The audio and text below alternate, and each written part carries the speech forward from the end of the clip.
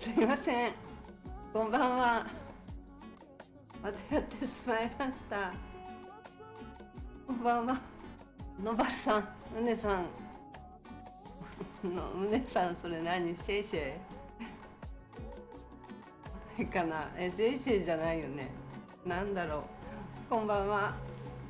すいません、またマイク入れないで喋ってました。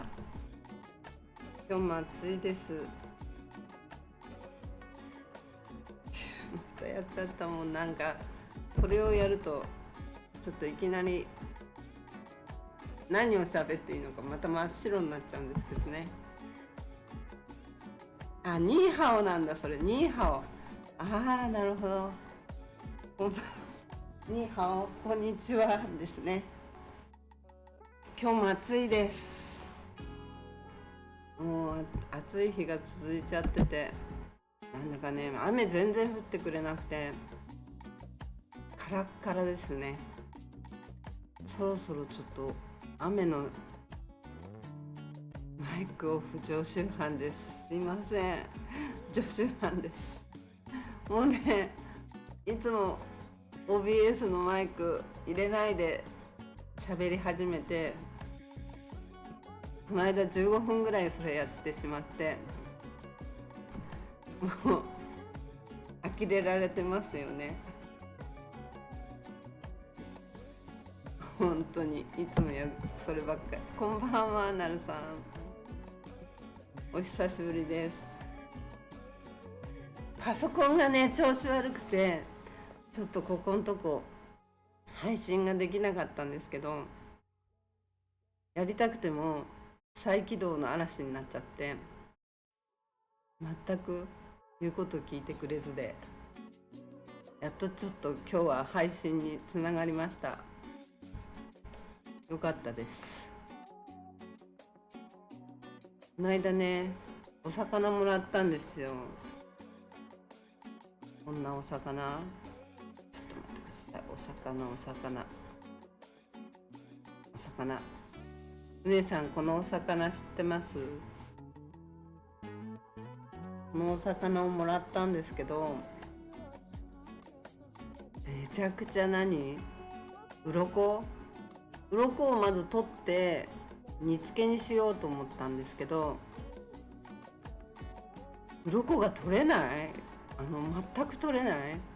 で、鱗の写真とか撮って調理してるところもビデオで撮ったのに、なんか捨てちゃったみたい。この 2,3 日のパソコンとの戦いの間にちょっと捨ててしまったんで、その魚しか残ってないんだけど、とにかく鱗が2センチぐらい、2センチの丸ぐらいの大きさで、めちゃくちゃ硬くて包丁が入らなかったの。全然。私の包丁がダメなのかな。あ、それ毒あるって、私もそう思ったんですよ。これね、パロットフィッシュって言うんですよ、こっちで。で、なんだろうと思って、パロットフィッシュってなんだろうと思って調べたら、ブダイって書いてあって、ブダイは空き缶とか食べてる魚そうなの？そうなの？空き缶とか食べてるの？本当？なんかね、教えてもらったんですよ、これ。なんだっけな、アクアスミスに電話して、これ何ですかって聞いたら、ブダイでアミメブダイって言うんですって。これはアミメブダイっていう結構高級魚らしくて、空き缶とか食べてるの？本当に空き缶とか食べられてたらなんか嫌だな。食べちゃったよ、もう。そのブダイで、サイパンの青ブダイとかは、ブダイってそう私もお姉さんみたいに毒あると思って、まずググった写真も撮っといたんだけど、なくなっちゃったな。ググったらね、この写真をこうやってあの Google カメラでやったら、まずね魚って出てきたのね。ちょっと舐めてるなと思って魚ぐらいわかるよね、誰でも。魚っていうのはわかるんだけど、何の魚で毒があるのかとか、そういうことが知りたいわけだから、そしたらブダイっていうのの顔がやっぱりそっくりだったから、で赤いから赤ブダイって調べたんだけど出てこなくて、で浅井君アクアスミスさんにこの間のビデオでね、こう海の中でジャリジャリやって鱗をスピアフィッシングで海の中でジャリジャリ鱗を簡単そうに剥がしてたから、簡単に剥がれるだろうと思ったらもう全然剥がれないし、姉さんチャモロが言ってたよ、空き缶食べてるから当たる人には当たるみたいです。本当に？いや食べてもう2日ぐらい経つから大丈夫、当たってないみたいで、これ当たるんだ、やっぱり当たる人には。でもね、白身で結構高級魚らしいですよ、これね。でスピアフィッシングでこう簡単そうにこう鱗を取ってたから、私もやろうと思ったら全く取れないし、三枚におろそうと思ったら包丁入っていかないし、もう頭きたからそのままバンってちょっととりあえず茹でてみようと思って茹でて、お湯と生姜で茹でて、鱗がそしたら剥がれてきたから、その鱗をペッペッてして、で今度煮付けのつゆにペンって入れて煮てみました。その写真撮っといたんだけど、その動画撮ったのに捨てちゃったみたい。バーベキューで食べたけど美味しかった。美味しいよね。うねさん食べたことあるんだね。美味しかった。白身のお魚でふわふわしてて、美味しかったです。あと2匹もらったんで、あと2匹はちょっとちっちゃいから、ちょっとね1個は青いんだよね。なんか缶食べてて当たるとか聞くと怖いな怖いな。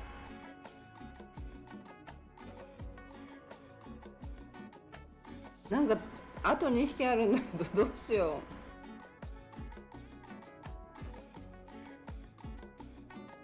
う。どうしようかな。こんばんは、深夜さん。お久しぶりです。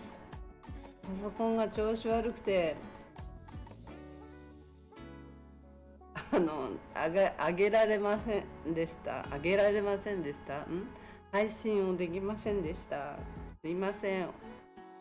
今日はなんとか配信にたどり着きました。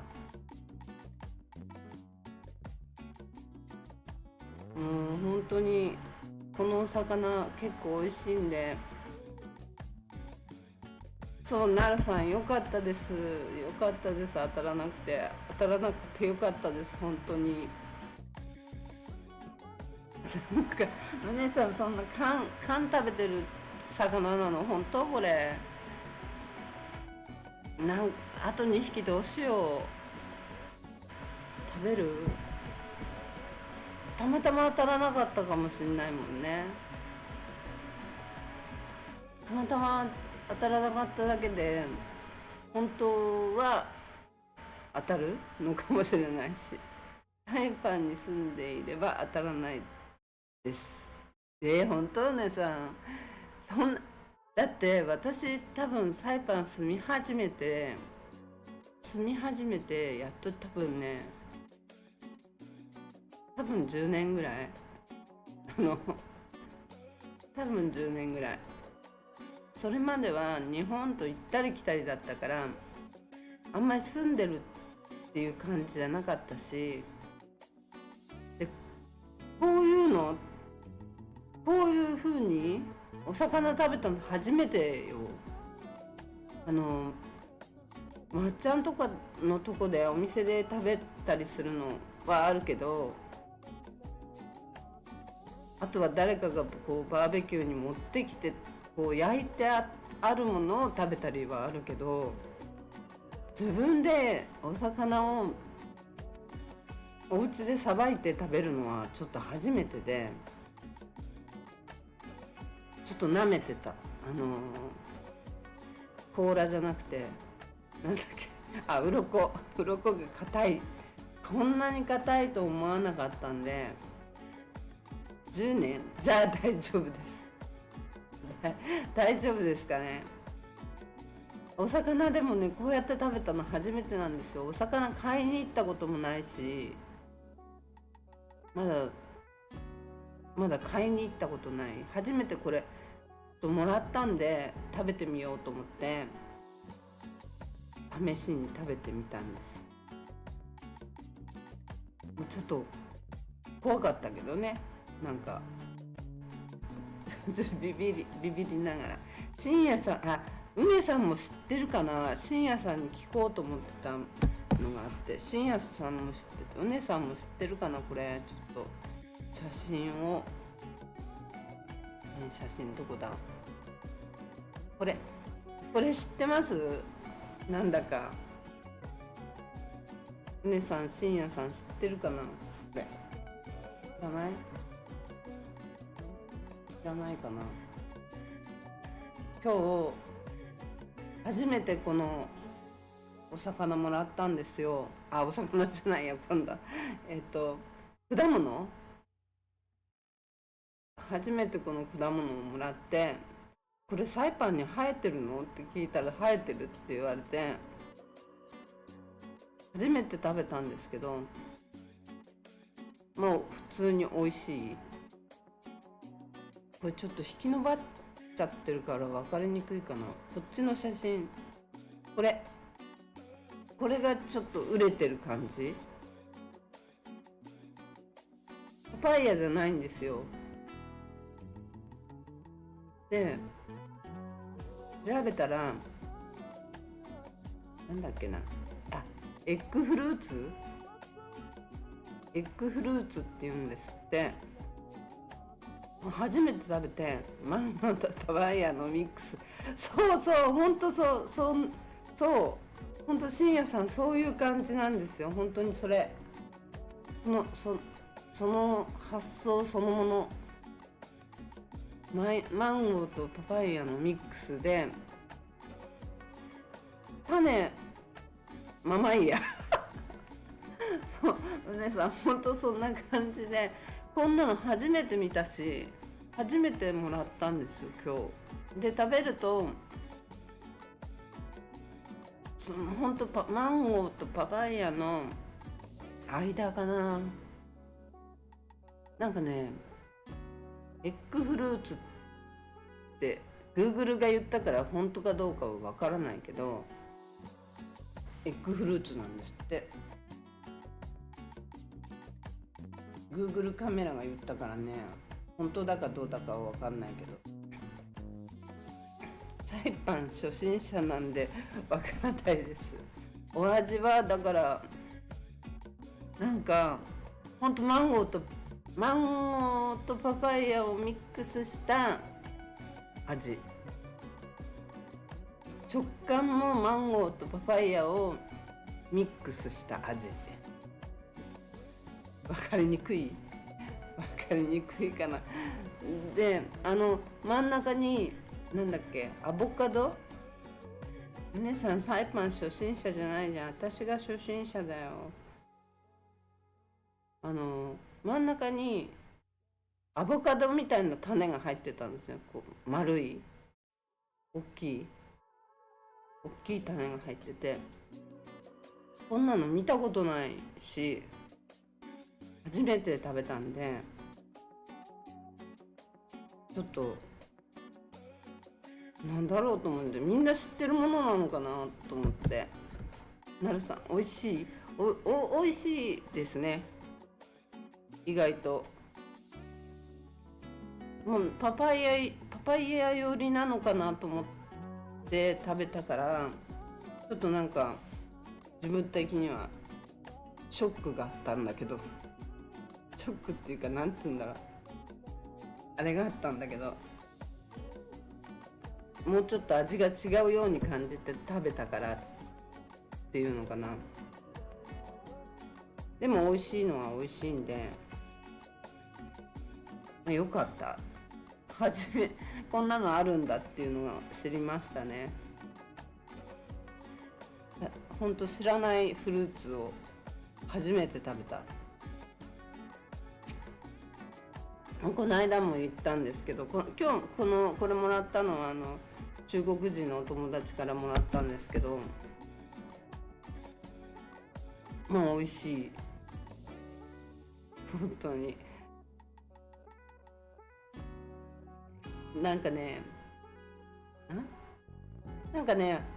家に埋めとけばまた生えるのかなと思って、この種植えてみようかなと思ってるんですけど、なんか柿とか栗、変な芋は食べました？変な芋、紫の芋は食べたことあるよ。ウベだっけ？キャシャップが一番好き、深夜さん。キャシャップか、最近見ないな。変な芋、シャシャップね、美味しいよね。ヨーグルトみたいなフルーツだよね。シャシャップ、友達ん家の庭に生えてるんだけどな、実がなってるんだかは最近見てないからわからないけど、昔よく生えててもらいに行ってたけど、最近全然見ない、シャシャップ自体を。昔はそれこそブルーラグーンのおじさんが毎回シャシャップの時期になるとこう出してくれてたから、それでシャシャップの時期なんだななんて思って食べてはいたけど、自分で買いに行って食べるっていうフルーツじゃないと思うから、買いに行って食べてました？深夜さん、もしかしてやっぱりそっち系で食べてただけじゃないの？フルーツの盛り合わせっていうのが出てきて、違う？フルーツの盛り合わせが出てくるからそこで食べるくらいじゃないのかな、あれ。あとは売ってんの見たことないな。売ってんのかな、どこに売ってんのかもちょっとわからない。なんかパソコン整理したから、せっかく撮った動画も編集した動画捨てちゃったみたいね。お魚の動画も出ちゃったし、昔は三江レストランで食べれた。そうなんだ、三江さんね。多分三江さんっていう人も1回ぐらいしか会ったことないんですよね、私。多分顔は全然わからない。三江レストランっていうのがいつもあそこにあったのは知ってるけど、三江レストランで食べれたんだ。ブルーラグーンで食べた派じゃないんだ。ブルーラグーンでは食べましたけどね。あそこぐらいでしか食べなかったかな、逆に。いや、お魚と格闘した動画がないなんて本当にショックだわ。捨てちゃったわ。すっごい硬いんですよ、あのお魚。さっきのお魚もう、なんであんなアクアスミスさんがあんなバリバリ簡単に鱗を外してあんな海の中で、しかもあんなことがなんでできるのかがちょっと不思議でたまらない。もうハテナマークがいっぱいついちゃった感じ、今日は。いやー、カチッコチでしたね。魚があんなに硬いとは思わなかった。びっくり。普通サンマとかカツオとかそんな硬くないよね。あんな鱗があるとも全然思わなかったから、ちょっとねびっくりでしたね。シャシャップ食べたいな。そろそろ時期じゃないかな。そういえば時期って今じゃなかったでしたっけ、深夜さん。シャシャップなんかオレンジの花が咲く頃にあの実がなってたような気がするんだけど、違うかな、勘違いかな。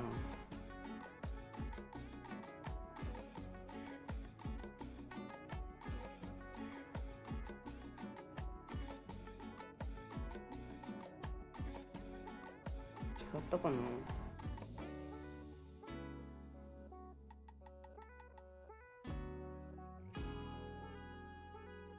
シャシャップって時期がいつだか分かんなくなっちゃった。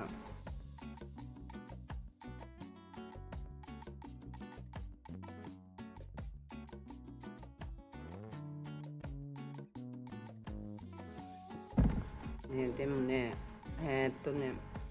忘れました皆さん忘れました。時期忘れちゃうよね。時期なんかもう本当に出てきた時が、食べ時っていう感じで、あんまり季節感が自分の中でねないからね。いろんな季節感がもうこの10年間ぐらいは季節感がストップしてたし、家の中でずっとこもるだけの生活だったから、最近ちょっとねお外出るよ。なるさん、知らない名前のフルーツだらけ、美味しそう。そうシャシャップとかね、ほんと知らないよね。エッグフルーツは私も今日初めて食べたから、ほんとちょっと知らなかった。びっくり。こんなのが生えてるっていうのが。お姉さん、そろそろフレームツリーの時期ですね。そうなんですよ。フレームツリー、オレンジの花が咲き始めてますね。ちょろっとだけだけど咲き始めてて、なんかね、今日ね新聞でマリアナバラエティで観光についてみたいな議論かなんかをしたみたいなことを書いてあって、もちろんそういう議論はしてもらいたいところなんだけど、でもねなんかねサイパンの観光を強化しようっていうブランド化を強化しようっていう。でもサイパンのブランドなんてね、自然があって静かで、そんなのサイパンだけじゃないからね。沖縄のちょっと行ったところになって静かで自然がたくさんあるとこいっぱいあるからね。ちょっと何でブランド化するかってどう思います？もうなんかちゃんとした議論をしてない気がするんだよね。もうちょっとねちゃんとした議論をね、サイパンをブランド化したいんならブランド化したいで、もうちょっとなんかマリアナの売りのポイントは手つかずで観光の自然が残ってるとか、そのぐらいしかないでしょ。あともう本当に今何にもないから。で、何かといえば飛行機がないからっていうとこに行っちゃうから、飛行機がなきゃ観光客も増えないんだよっていうとこに話がいっちゃってると思うのね、政府の人たちは。でもその前に記事に今日の記事に書かれてることも、もうね、リスクの話は一つも書かれてないのね。そういうことを、例えば治安が悪くなってる話、観光客が減ってる本当の理由が島の問題だったりすることとかも考えてないと思うし、地元の人が観光客にどう思われてるのか、梅さんとか深夜さんはちょっと観光客じゃないかもしれないからね、実際ねどう思ってるかっていうのもね、前に芸能人の人が来た時にあんまり汚くなかったんだよねって言われたのね。で、なんでって言ったら、あんまり仲良くない人なんだけど、その人はちょっとテニアンで撮影があって来たんだけど、なんかついちゃう気がするんだよねって言うんだよね。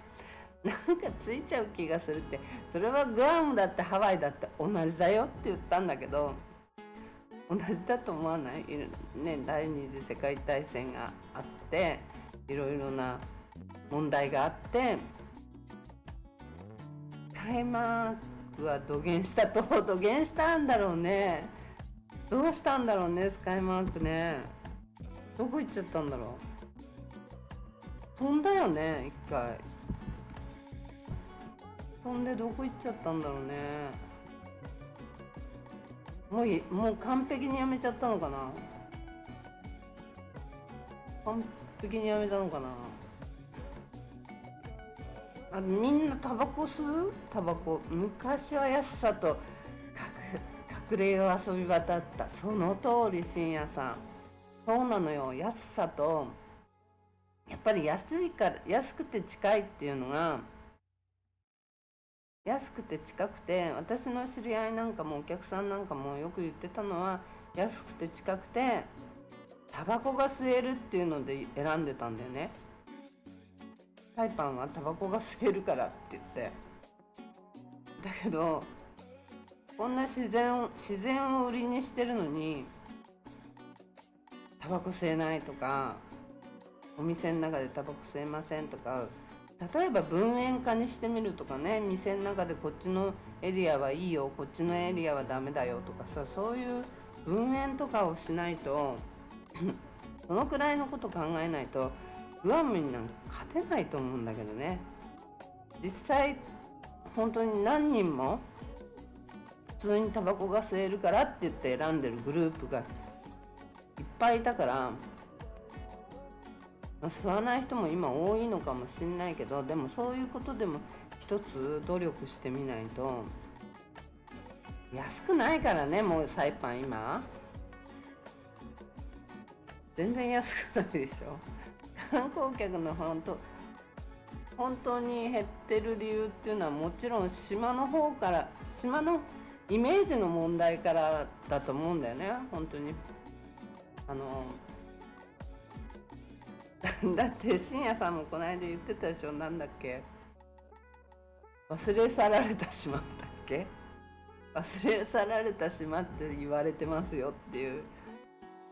本当そうだと思うんだよね。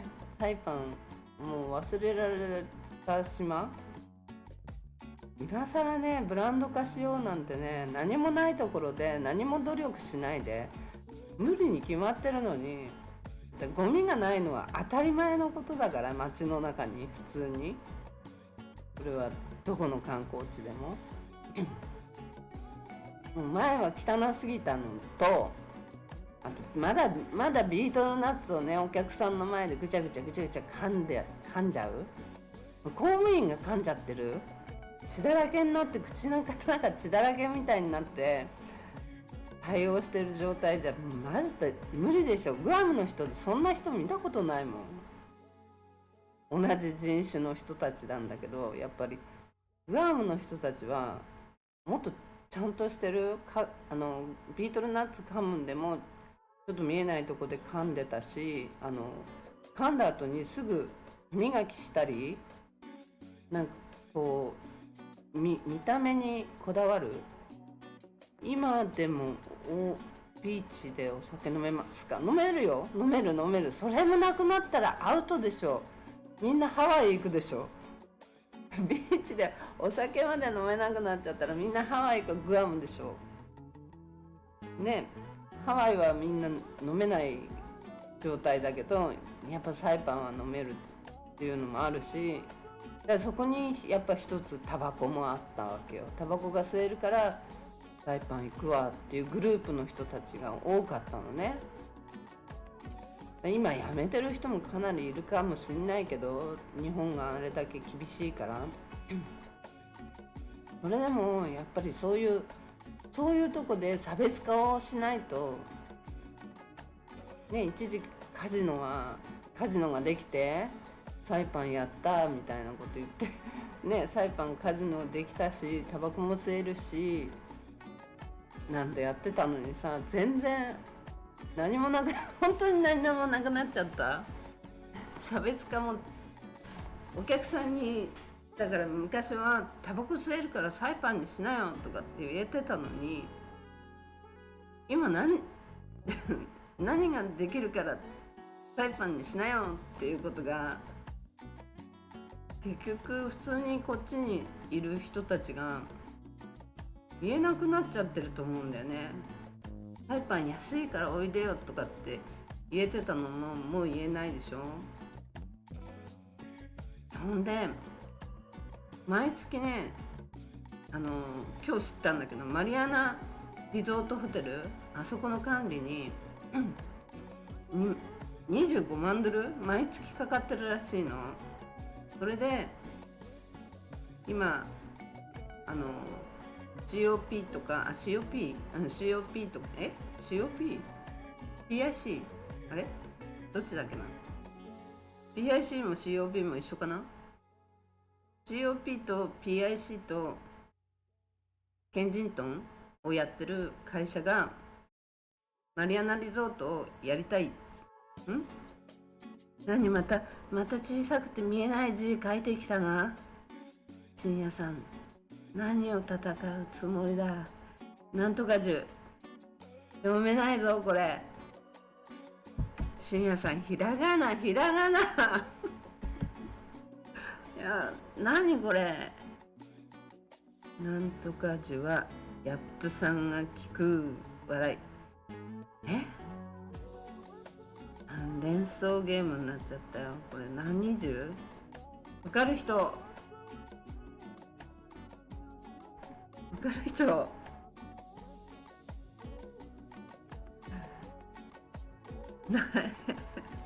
何十これ。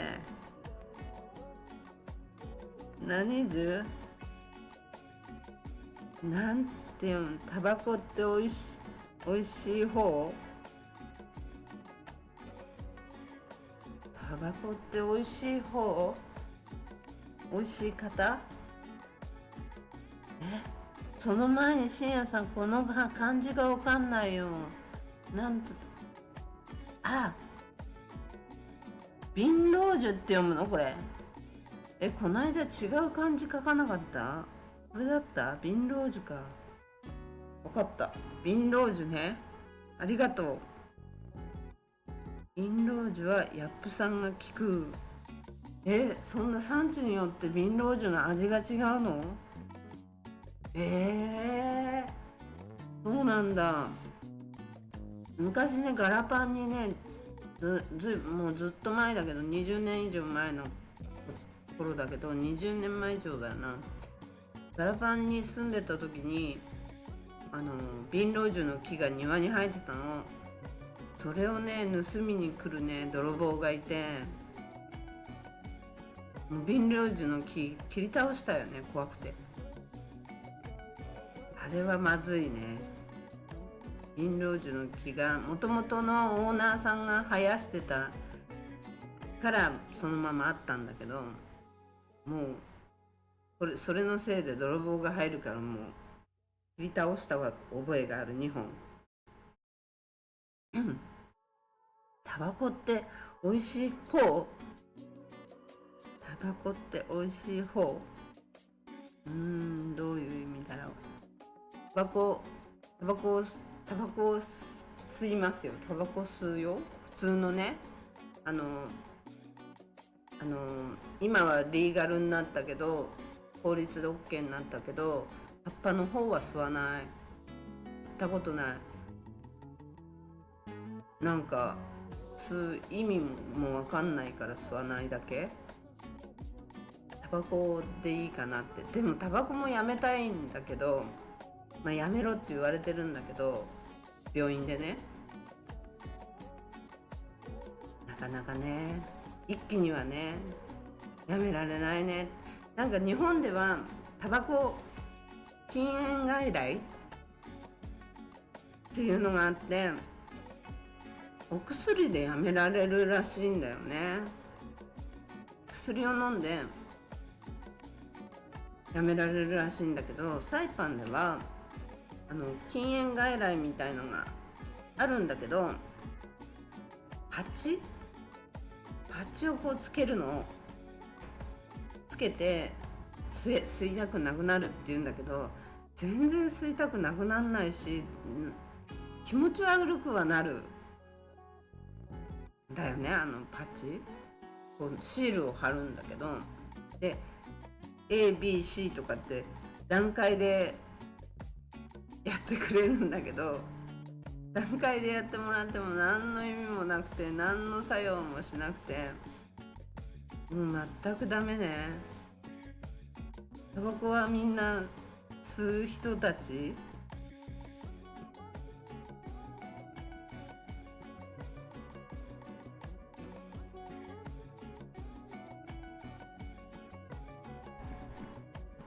タバコは吸わないのかな。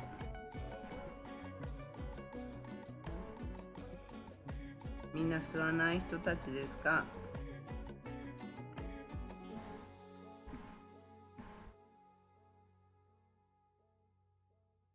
どうなの？何にも答えてくれないのね。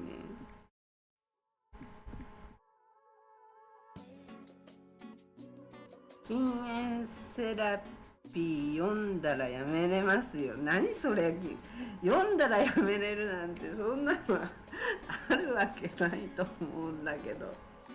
禁煙セラピー読んだらやめれますよ。そういうってことは、深夜さんは吸わないってことなのかな。なるさん、でも友達は吸う人だらけ。そうなんだ。禁煙セラピー読んだらやめれる。なんか気持ち悪いこととか書いてあるだけじゃないの。なんかタバコを吸うことによって肺がどんなこうのになるとか、脳梗塞になるとか、そういうことが書いてあるだけじゃないの。なんかちょっと怖いみたいなことが、そういうのってよく書いてあるっていう感じじゃないの。雰囲気としてね。読んだことないから分かんないけど。なるさんのお友達はみんな吸う人だらけなんだね。うねさんは吸うのかな。ノバルさんどこ行ったの？ノバルさんは吸うのかな。みんな吸わないのかな。まあ吸わない人は便利だよね。本当に超便利だと思う。飛行機乗っても吸えるものはなねさ、吸えるものは何でも吸うんだいいね、それね。じゃそうなんだね。吸う人派はやっぱりね、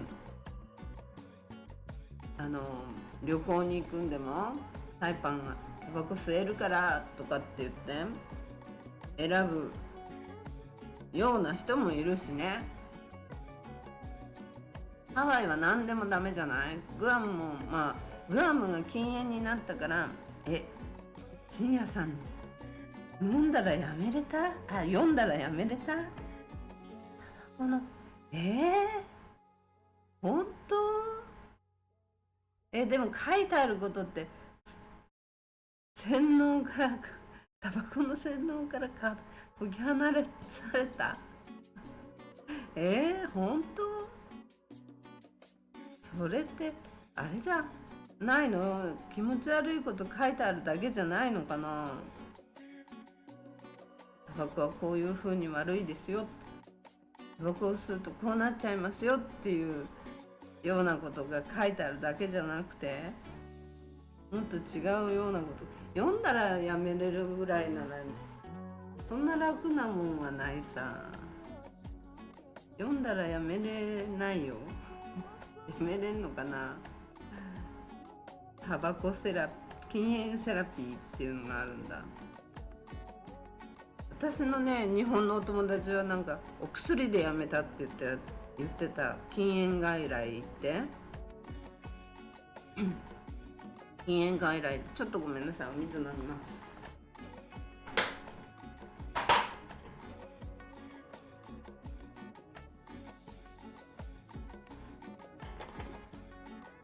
お待たせしました。なんか2、3万するとかって聞いたんだよね、その禁煙外来。その禁煙セラピーも高いんじゃないの、もしかしたら。読んだらやめれるぐらいなら。高くないです？高そうな。禁煙外来もなんか2、3万とか。その本はベストセラーな、超ベストセラーですよ。本当？知らない。知らない。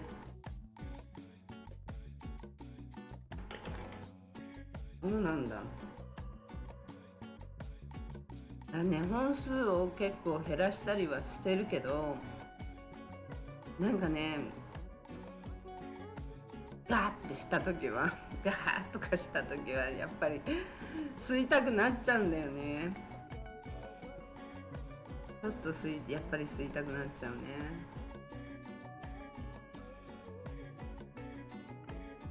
いやー、やめれる本なんだ。超ベストセラーなの。そうなんだ、知らなかった。そんな本があるんだ。じゃあ YouTube あたりでそれのまがいものがきっと出てるだろうな。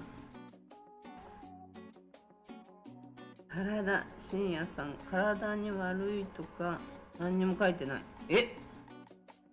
そうなの？悪いとか書いてなくて、書いてないのにそれを読んでやめれちゃうの？どういう本なの？なんかよくわかんないな。どういう本なんだろう、よくわかんないな。知りたいけど、活字か。体に悪いとか書いてないのにやめれちゃうの？何か洗脳されちゃうの？逆にタバコをやめた方がいいよ的な。いやー、なんか想像がつかない。想像がついたのは、とにかく体にタバコを吸ってるとこうなんなっちゃうよとか、あんなになっちゃうよとか書いてあるんじゃないかっていう、気持ち悪いことが書いてあるから結局タバコをやめてしまうっていうことになるんじゃないかと思ったんだけど、そういうわけでもないという。それどういうことが書いてあるんだろう。わかんないな。なんか想像がつかない。なんか今度ネットでググってみます。ググってなんか探してみます。本当にやめられるならすごいことだよね。本読んでやめちゃうだなんて。なかなかね、タバコはね、やめれないよね。でもすっごい吸ってたお友達が、その禁煙外来のお薬でやめたっていうから、そんなにやめられるんならこの薬欲しいなと思ったけどね。でサイパンの先生に言ったら、なんかねなんだっけな、サイパンの先生にそういう薬でなんていう薬かわかんないんだけどっていう話で、タバコをやめる薬があってそれをくださいって言ったら、なんかね、うつ病とかそういうのの薬をこう処方しようとしたから、ああそういうのいらないって言って、そういうの飲むと余計におかしくなっちゃうからいらないって言ったんだけど、いかに深夜さんなんて見えない見えない、いかにタバコに騙されているかみたいな、昔のことなので忘れた。じゃあ相当昔にその本が出て、その本で深夜さんは辞めれたってことなんだ。それはサイパンにいる時に辞めてるの？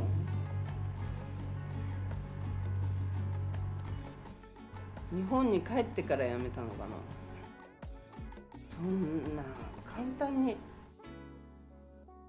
簡単にベストセラーってことは、それで辞めてる人が多いってことなのかな。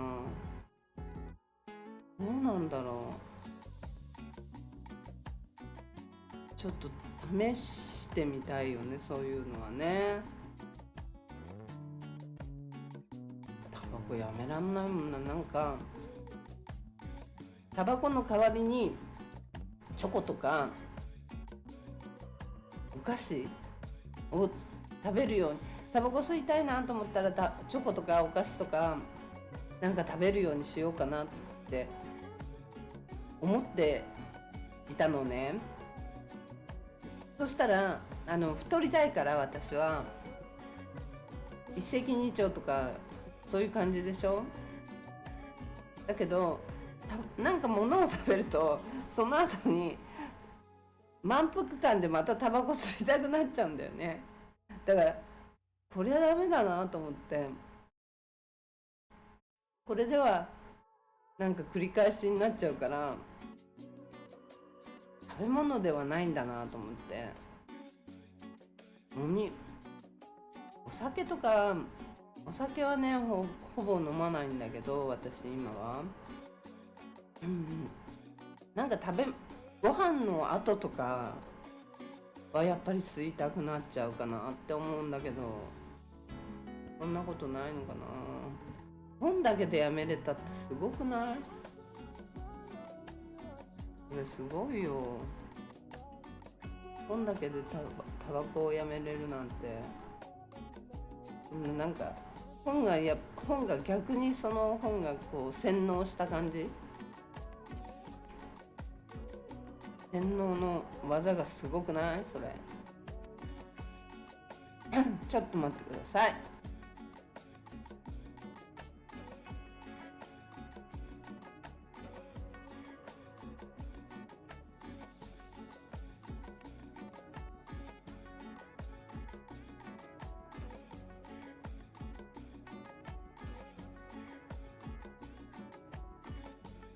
すいません。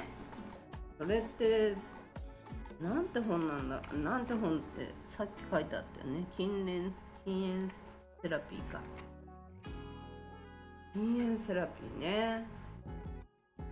ちょっと多分 YouTube とかにそれまがいのことがもう載ってると思うから探してみます。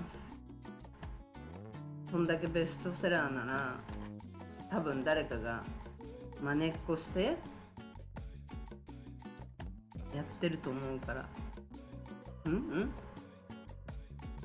れちょっとサイパンのケーキはまだバタークリーム主流ですか？いやー、どうだろう。私ね、ケーキ自分で作ってしか食べないんだよね。ハイアットのケーキ、この間ハイアットになったんじゃないや。ハイアットじゃないけど、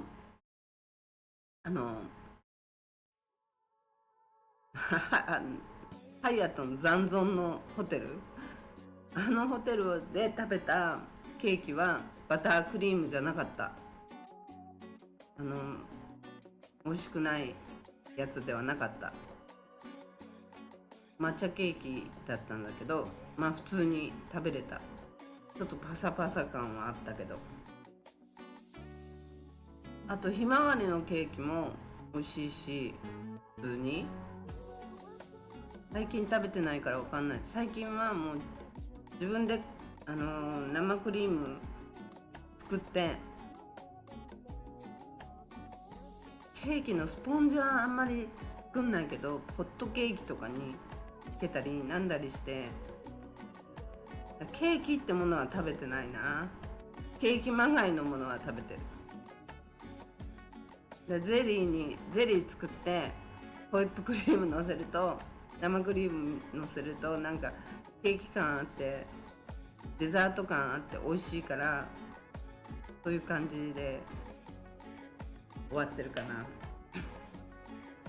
めんどくさい時はコーヒーに生クリームバンって入れると、生クリームのホイップクリームね、ホイップクリームを作ったやつを凍らせて取っとくんだけど、何個もそれをボンって入れるとデザート感が湧くから、それで終了って感じかな。ケーキを食べてないな、本当に。ケーキとかも食べれなくなっちゃうんじゃない、これから。めちゃくちゃ高くなって。145%だよ。中国からのものは全部 145% 税金関税がかかるわけだし、日本から 24%、 もう何でも高くなっちゃうよね。他の国からも最低でも 10%、 でも90日間は据え置きになったから、やっぱりやめたを言ったわけだから、言うと思ったけどね。ドル円は上下波乱に動いてるよね。うねさん、水色のケーキは砂糖より甘かった。甘いよね、あれね。水色とか黄色とかピンクのね、あれは食べれないよね。あれでよく甘いっていうか、うわまずいって思わないっていう感覚がね、意味わかんないんだよね。あれ食べ物じゃないでしょ、普通に。あれをカルチャーだって言われちゃうとさ、何にも言えないんだけど、いやあれは食べれないよね、普通のアジア圏の人。韓国の人もあれは無理って言ってるし、中国の人もあれは無理って言ってるし、ああいう甘いのとか、なんだっけ、スパムは美味しいから食べれるけど、毎日は嫌だけど、でその12年前にね、刑務所に入れられた時にね、スパムのお弁当みたいのが朝出てきたの。ご飯にスパムが2枚だけ、薄いスパムが2枚だけ乗ってんの。しかもめちゃくちゃ臭いの。全然食べないでもちろん残してきたけど、いやー、あれからね、スパム食べるの嫌いになったね。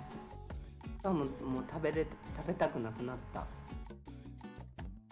なんで刑務所に入ったかは、過去のブログじゃないや、 YouTube 見てください。私悪いことして入ったわけじゃありません。一切悪いことしてません。無理やり入れられました。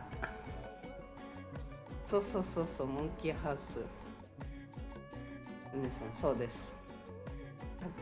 過去の YouTube を読んでください。見てください。今話すとね、松井和代並みになっちゃうから。いやーね、スパムもあれ、スパムとかあれで食べれなくなったし、ケーキは水色とかピンクとか黄色のケーキはまず食べれないね。やばいでしょあれ。食べ物じゃないよあれは。砂糖だの塊だもんあれはね。ありえない。なんつうんだろう。こっちに住んでた日本の子がいたんだけど、こっちで生まれてはいないんだよな。小学生のうちにサイパンに来て、である小学校から大人になるまでこっちで育ってて、ね、年頃の子になった時に日本に帰るようなことが起きたのね。で日本に行くようなことが起きて、日本に行った時にセンセーショナルを覚えたって言ってたよね。私太ってると思ってなかったのに、私ただのデブじゃんって言って帰ってきたからね。モロハウスのブレック、ちょっと待って、ここ見えないの。ブレックファーストは美味しかった。チャモロハウスのブレックファースト、卵焼きと目玉焼きとなんだっけ、スパムとコーヒーとかじゃなかったっけあれ。1回ぐらいしか行ったことないんだよね。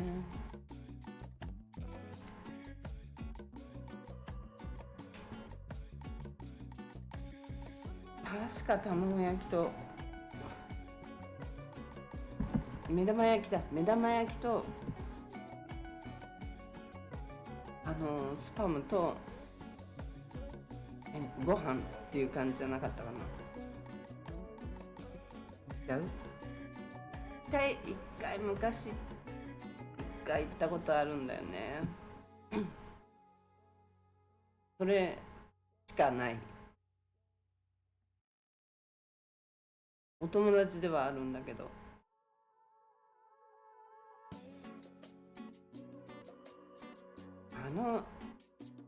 日本に帰って生活しなきゃならなくなったんだけど、その子はでサイパンにもちょっと来るようなことがあって、来るっていうかまだ行ったり来たりの状態の時に、私ってデブだったんですねって言われて、いやって言って何も言えなかったことがあったよね。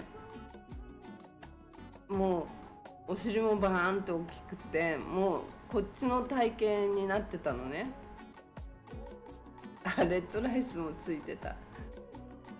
レッドライスついてたかもしんない。今はピンクなんだよ、深夜さん。ピンク何でできてるか分かんないけど、レッドライスじゃないんだよ。びっくりしたよ。鮮やかなピンクだね。感覚が違う。ビートルナッツ一つにしても、ビートルナッツをくちゃくちゃ口の中で真っ赤にして血のような唾を吐いて、それを汚いと思わない？あれが普通だと思ってる人と、やっぱり世界どこに行ってもあの状態で人の前でやってたらきっと汚いと言われるっていう方が多いと思うんだけど、そう思わない感覚、やっぱりそういうところも観光客の人には嫌だって思われてるところもあるんだよね。前にやっぱ私も若い頃、なんでこの人たちこんな汚いことしてんだろうと思ったし、道端にペッペ赤い唾を吐いて、人の前でベローって吐いて、いや本当に汚いと思ったし、あれを嫌だと思う人は普通にいると思うんだよね。でも今のここの人はまだそれを普通だと思ってるから、それが島の普通だと思ってるわけだからね。政府の中でも働きながらそういうものを食べながら接客してるのが OK な状態なんだから、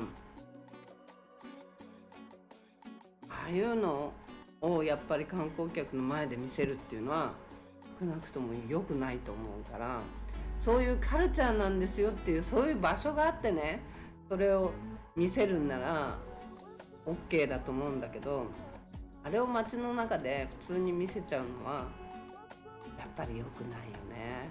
だからそういうのだってやっぱり嫌だと思う一つの原因になっちゃうし、とにかくグアムと比べたらいろんなことがマイナス要素が多いから、プラス要素ができるように少しでも考えないと。そう、文化ですよねって、シンアさん文化ですね。台湾はタコのとこなんでここだけかけるんだよ待ってね。台湾はだいぶビートルナッツ厳しくなりましたよ。あ、そうなんだ。台湾の人も昔はそうだったけど、やっぱり台湾の子たちが結構サイパンに来たりしてたんだけど、台湾でも食べるって言ってたけどサイパンの人は汚いって言ってた。食べ方にどう違いがあるんだろうと思ってたけど、人前でああいう風に食べるのとそうじゃないのとっていうその違いの話をしてたよね、やっぱり。でも台湾の人も食べるけど、こんなに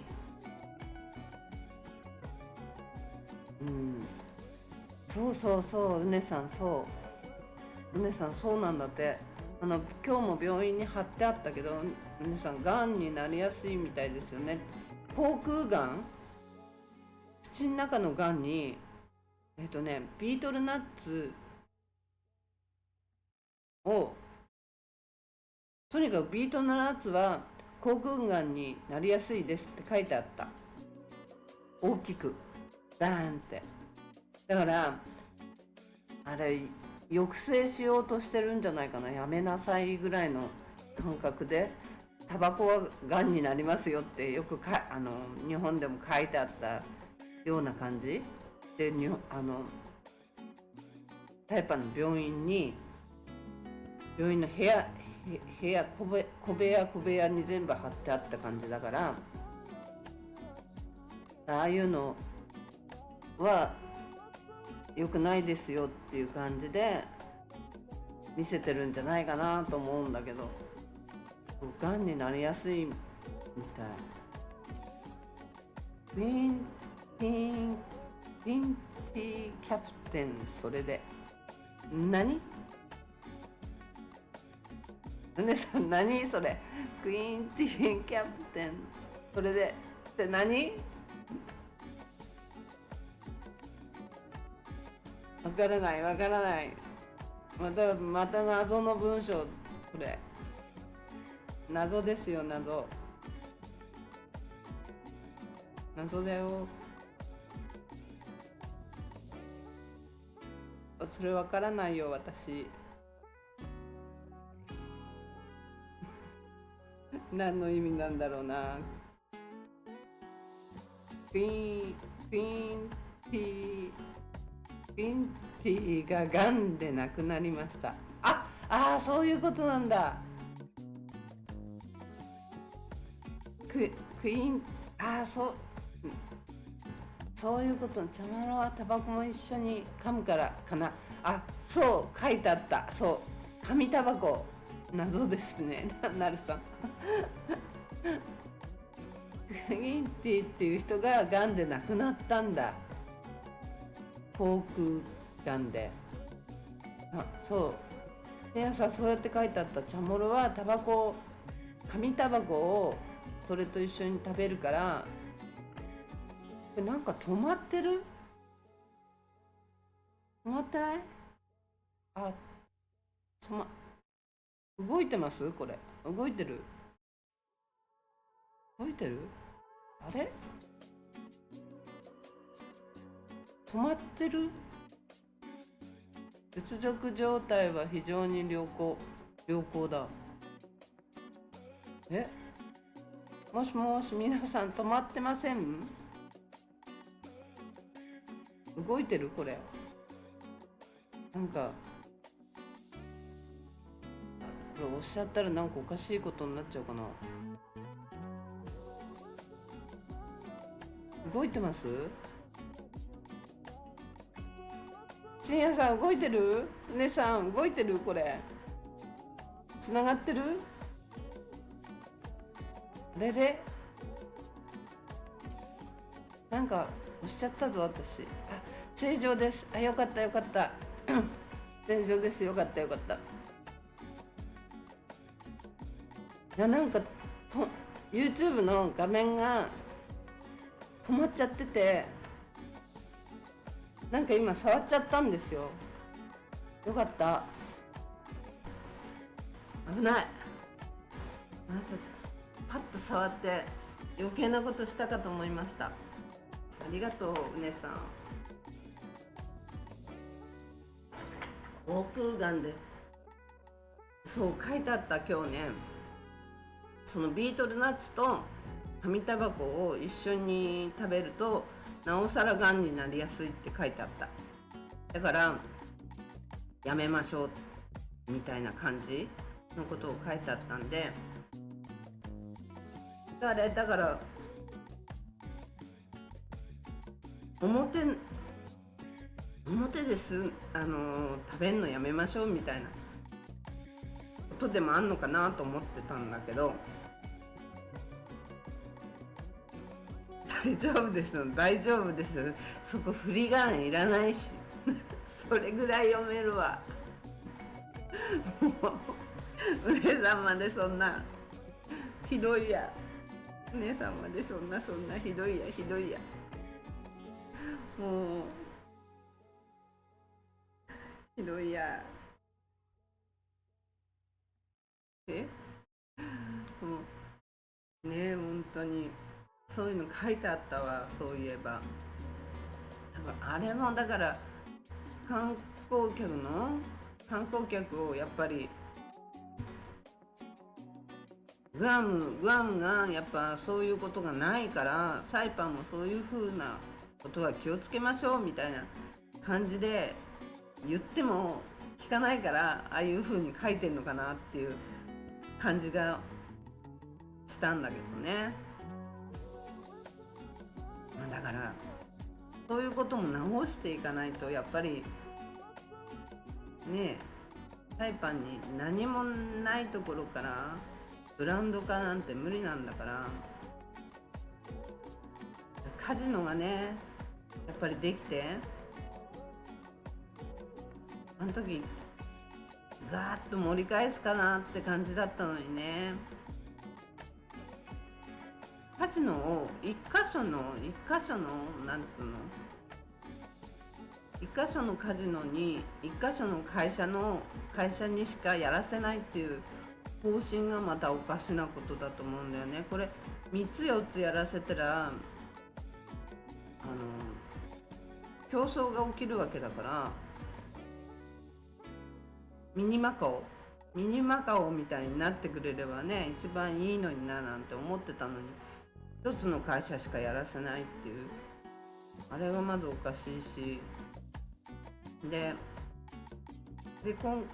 もう一つおかしいのは、イーランド、そのマリアナリゾートの土地をイーランドにやらせていい、一つの会社にやらせていいものかとか言って、2つも3つもね、もし入れられたら会社の方針が食い違ってもこの先多分揉めることを、あそこゴルフ場とホテルと両方一つの土地として考えてやってる、連携があるからこそさ、同じ会社で連携があるからこそ今までこういろんなことが回ってきたんだと思うんだけど、それをさなんか2つの会社とか3つの会社入れた方がいいんじゃないかとか言ってやりたいって言ってる人がいるのに、国がまず25万ドルを毎月そこに払って、管理費に払ってやってんのがまずおかしいよね。イーランドがやってくれるっていうならさっさとやってもらった方がありがたいと思うんだけど。お姉さん、ガラパンから鹿がいなくなってから日本人が減ったような日本人と鹿が関係あるでも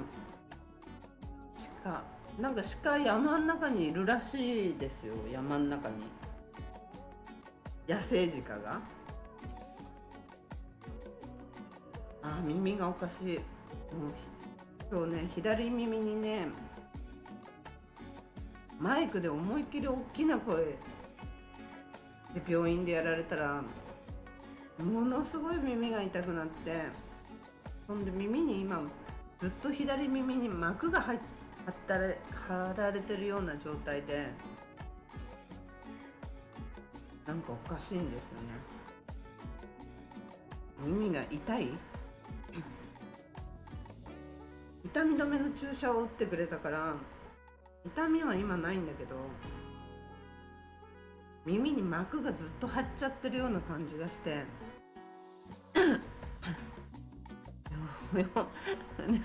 酔っ払って鹿とよく話してました。鹿と話すの？鹿と話してたな、そこで。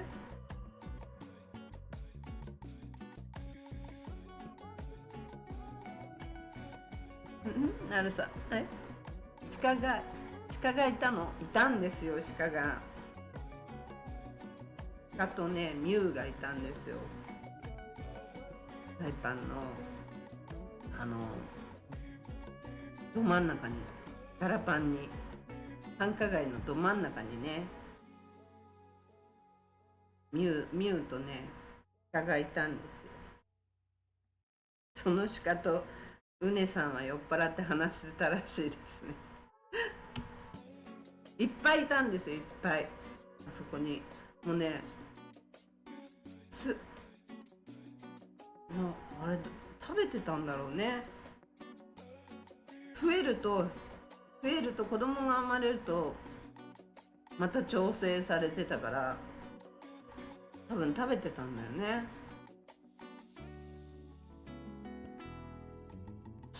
でもね、そのサイパンの鹿を食べて B 型肝炎になって帰られちゃった方がいますね。 B 型肝炎だよな、確か。 B 型肝炎が発症して日本に帰らなきゃなんないっていう人が昔いましたね。鹿がいたんですよ、昔。ちょっと待ってくださいね。少々お待ちを。マイクをどこ少々お待ちください。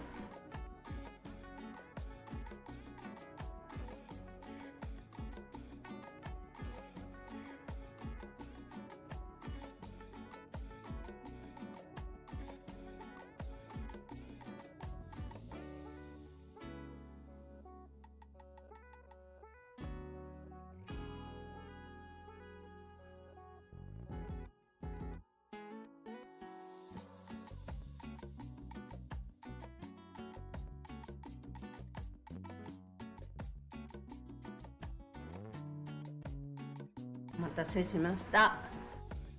土地はまだあのままですか？土地はあのままです。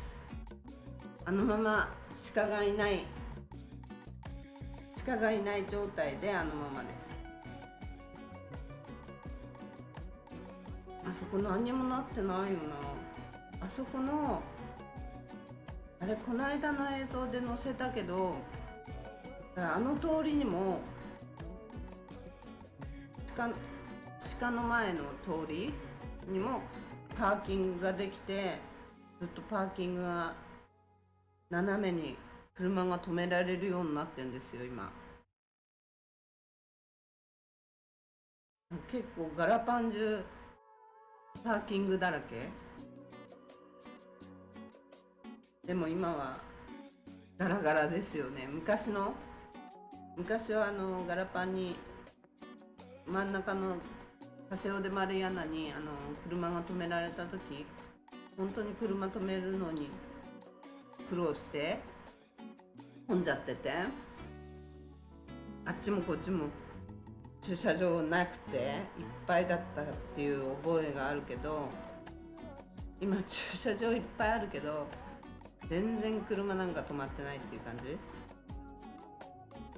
全くガラパンにそんな出てくる必要性がないから、全く人なんかいないし、土日でも人がやっぱいないから、全くと言っていいほど観光客もいないし、一つ二つのグループがね、7、8人のグループがいてもビーチボーイがそれを取り合ってる状態になっちゃうから、結局ビーチの仕事をやってる人が少なくなっちゃったし、だからこの間の桜マリンさんと、あと韓国のなんつったかな、韓国の会社忘れちゃったけど、その会社ぐらいで、韓国の会社の人たちはビーチで拾ってる感じじゃなくて、普通になんか韓国から予約で、韓国人の予約の人をみんな受け付けてる感じな感じで、桜マリンさんは結構ビーチで声かけて拾ってる感じだった。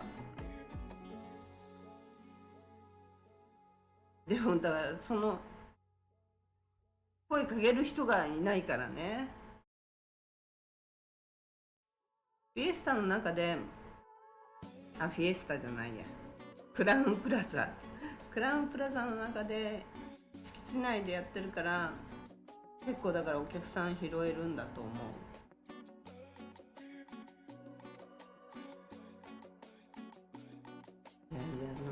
鹿くんもいなくなっちゃったしね。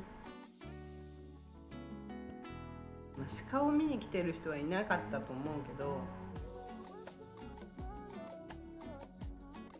でもね、あれもサイパンの風物詩でしたよね。で今ね、競合するような観光地っていうのがね、もうフィリピン、ベトナム、タイ、韓国、もう台湾もそうだよね。もう全然サイパンじゃなくていいっていう感じになっちゃったよね。サイパンのやっぱり強みは安くて近くて、そのやっぱ夜遊びができる、隠れ夜遊びができる、それの何一つできないんだからね。まず安くないよね。安さだったら韓国、旅費の安さだったら韓国、グアムもそうでしょ。やっぱ飛行機がいっぱい出てるところのが安いから、安さはまず無理じゃないね、今はね。イメージがなくなっちゃったもんね。もうね、安くて近くてプレー遊びができてっていう、もう何もなくなっちゃったもんね。で政府はね、もう飛行機が足りないからってそればっかり言ってるから、足りないことはなんでなのかって責任転換をしてさ、なんかさ、それにカバーされてなんか動いちゃってるから余計ダメなんだよね。観光客が来ないのは飛行機会社のせいじゃないんだよっていうことをまずね考えてもらえないとね、ネガティブな問題からとりあえず深掘りしてってくれないと、本当だったら一番来やすくてこんな近くてね、中国からだって台湾からだってこんな一番近い南国のアメリカはここしかないんだから、あ、ちょっとグアムもあるけどやっぱグアムもあるけどってなっちゃうよね。飛行機もガラガラですよ。うねさんそうなんだ。あ、今はベトナムが人気そうだよね。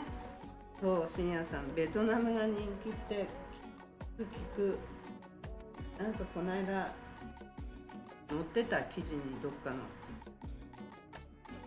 飛行機もガラガラだったんだ。うねさんこの間乗ったって言ってましたもんね。ガラガラなんだ。うねさんお友達連れて満員にしてくれないと。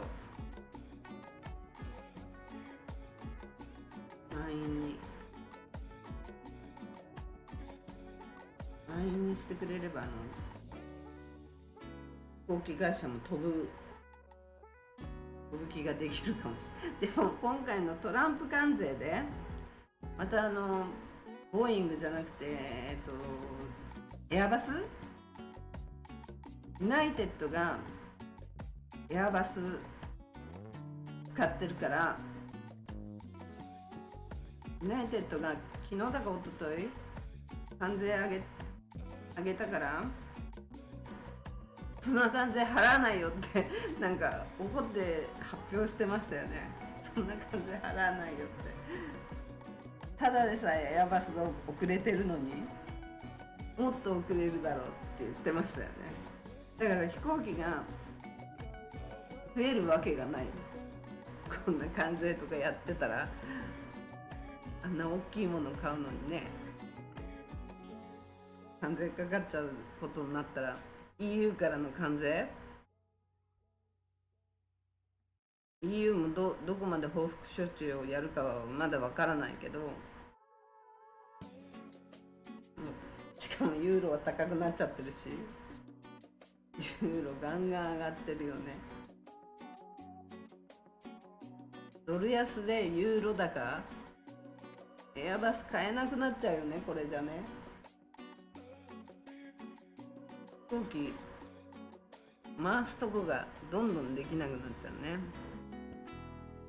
だから本当だったらサイパンは何すればいいのって感じなんだけど、まず一つは治安の整備だよね。治安対策の強化。パトロールもしないんだからさ、なんか昔は多分宗さんや深夜さんも知ってると思うけど、自転車でパトロールしてたのにああいうの全然いなくなっちゃったし、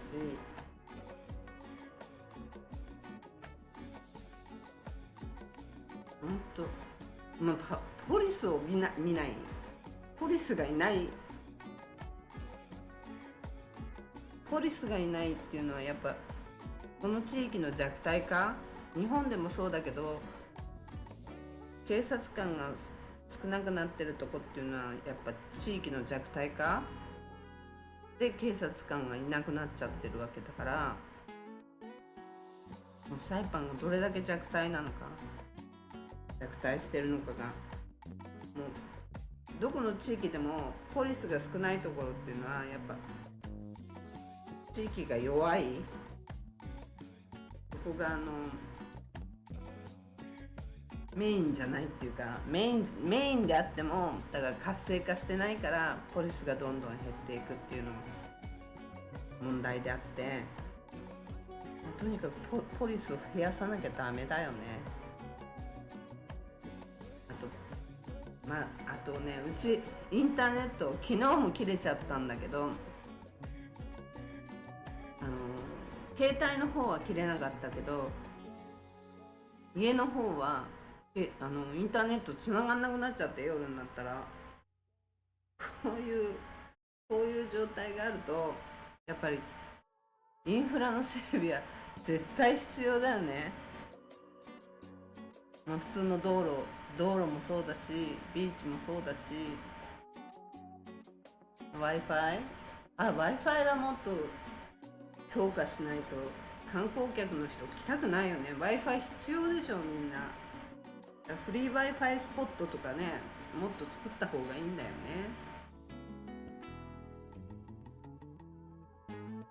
サイパンはフリー Wi-Fi スポットがありますよみたいな、そういう外でもつながるよぐらいにやった方が、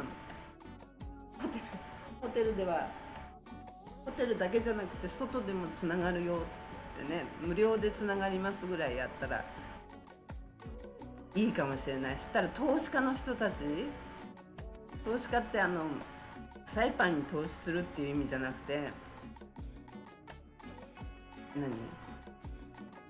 FX やってるような人たちだって、あの人たちどこにいたっていいんだから。タイからこの間日本の FX のやってる人がタイから FX を配信してたからね。そういうのもサイパンをバックにして、サイパンのビーチをバックにして配信してくれたら、そういうような人がね増えたらいいかもしれない。そうしたら韓国の人たちなんかそういう投資、個人投資でやってる人多いから、そういう人ももっと来る。まず Wi-Fi っていうかネット環境がめちゃくちゃ遅いから、まずそういうのでサイパンは避けられちゃうっていうのが一つあるからね。そういうネガティブな要素をなんでこの観光局の人とか、でも新聞に載ってたけど、そういうこと、ネガティブなことは一つも書いてなくて、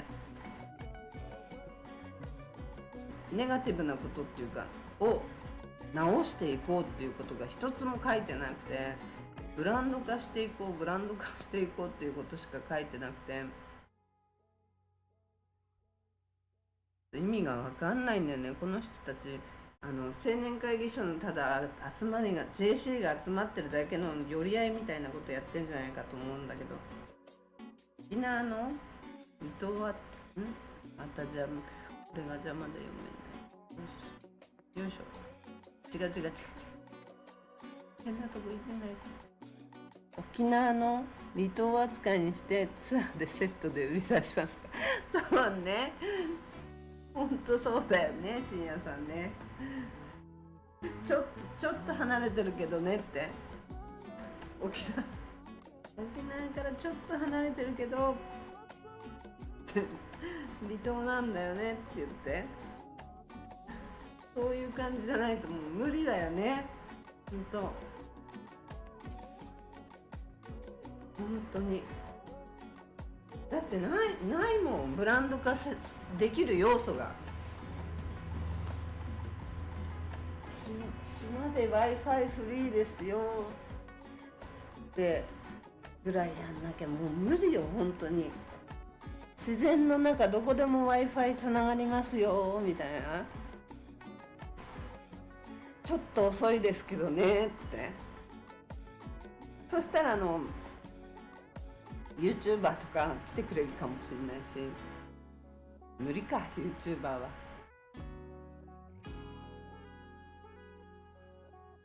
なんでね、記事もねいいことしか書いてないからね、ちょっと意味が分かんないなと思うんだけどね。グアムがタバコ禁煙にしたからって言って、その後にサイパンもタバコ禁煙にしたんだけど、やっぱり反応としては全然グアムとの比較されちゃっても、全然サイパンはやっぱその時点で全くダメだったよね。じゃあだったらサイパンでタバコも吸えないんだったらグアム行くよってことになっちゃったし、グアムの方が遊ぶ場所も多いしその当時ね、当時でも言われちゃってたから。で今なんて遊ぶ場所もなくなっちゃったから、遊ぶ場所も全くなくなっちゃったわけだから、ね、あとやっぱ交通、まあ飛行機、結局は飛行機がないから不便だしってことにもなっちゃうし、直行便ねないからね。何本かはあるけど、 YouTuber サイパンでなくなったね。なんだっけ、あそこ、漫才クリフじゃなくて、バードアイランドね。あそこでね、柵から落ちちゃったって言ってたよね。事故だって言ってたけど、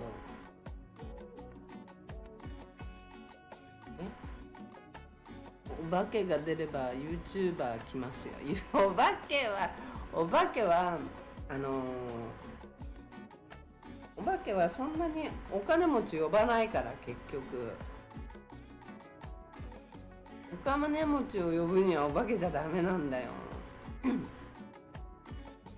お化けじゃ結局お金持ちは変なものがついちゃうかもしれないっつって来なくなっちゃうっていう、そっち派のが多いんだってば。だからそれにも勝るいろんなものがあるところが、例えばグアムだったりハワイだったりするわけじゃない。お化けが出てもなんかついちゃいそうでも、グアムとかは遊ぶところもあるし何でもあるっていう、近いっていうこともあるっていうことで、結局みんな向こう行っちゃうわけじゃない。お化けダメだよ、お化けじゃ。なんかついちゃったよって言って終わっちゃうじゃない。お化けじゃダメだよ。お化けブランド化できません。お化けは良くないです。 YouTuber が1人2人来てもダメだもん。や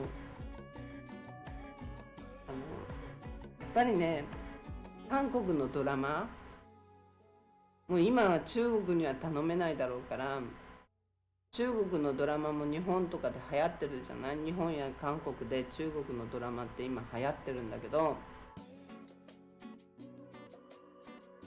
いやもう中国には今頼める状態じゃないから、韓国に頼むしかないよね。韓国にドラマを誘致してくださいって、ヒットドラマを。韓国のドラマでバリでの出来事っていうのがあったんだけど、あれはあんまりヒットしなかったからいまいちなんだけど、ドラマを誘致、韓国ドラマを誘致できれば結構巡礼来ると思うよ。当たればの話だけどね。まずドラマがもう裁判はとにかく利権とお金の問題で、今回だってイーランドがそこマリアナやりますよって言ってんのに、利権とお金の問題でごちゃごちゃしてるわけだから、そういうことがね、結局ね、なんかやりますよって、誘致しますよ、はい来てくださいって言っておきながら、なんかことが決まりそうになるとお金と利権が出てくるからね、そこがアウトなとこなんだよね。廃墟にお化けを出させ肝試し観光客を呼ぶ。だからお化けダメだって、深夜さん。お化けダメ。お化けダメだって。お化けじゃちょっとイメージ悪すぎるもん。お化けじゃダメだよ。もっとさ、なんかない？やっぱりクラウンホテルだってあんなにバーンって綺麗に変えたから、ボージョブがまた大ヒッとさせましょうだからあれも呪いの人形だからやめてちょうだいっていうの本当ねさあれサイパンの人たちは結構苦しんだんだからみんな余計なとばっちりだったよ本当にあれあんなのねあんなの全然儲かんなかったし胃が痛かっただけだよ前も話したけど本当エレー目にあったって感じあんなの普通にね今なんか売れてんだか売れてないんだか知んないけど売ってんだかもわかんないけど出んのかな防除棒なんて前はねおばちゃんたちが本当にちゃんと作って昔はだよお店に置いてくださいみたいにで委託で置いてたりして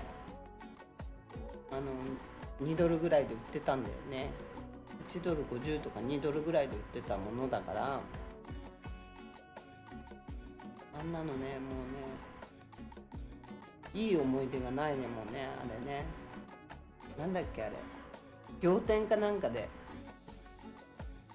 仰天ニュースだよねほんとえらい目にあったわあんなあれも結局はさ利権を誰が取るかみたいな状態でもう古くから売ってる私たちみたいな人を利権を取ろうとした人が訴え始めてで示談金2000ドルとかでもうねもう利権の問題よあれもほんとねよろしくないね気持ち悪いみんなでちゃんと普通にビジネスがね成り立ってみんなで儲ける方向に行くっていう話ならねいいことなんだけどそうじゃないから独り占めしようとした人がいたからダメよ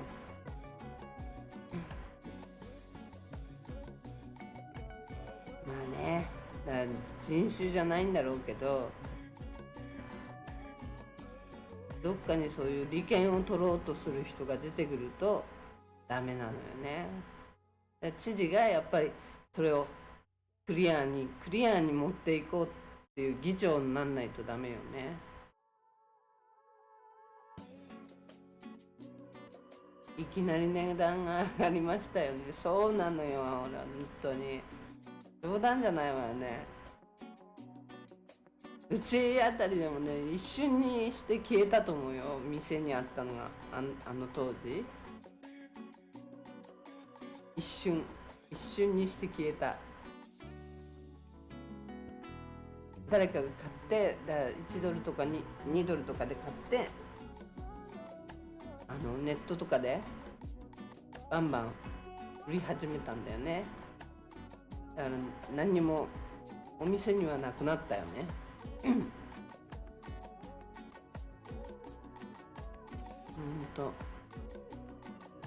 本当にいい迷惑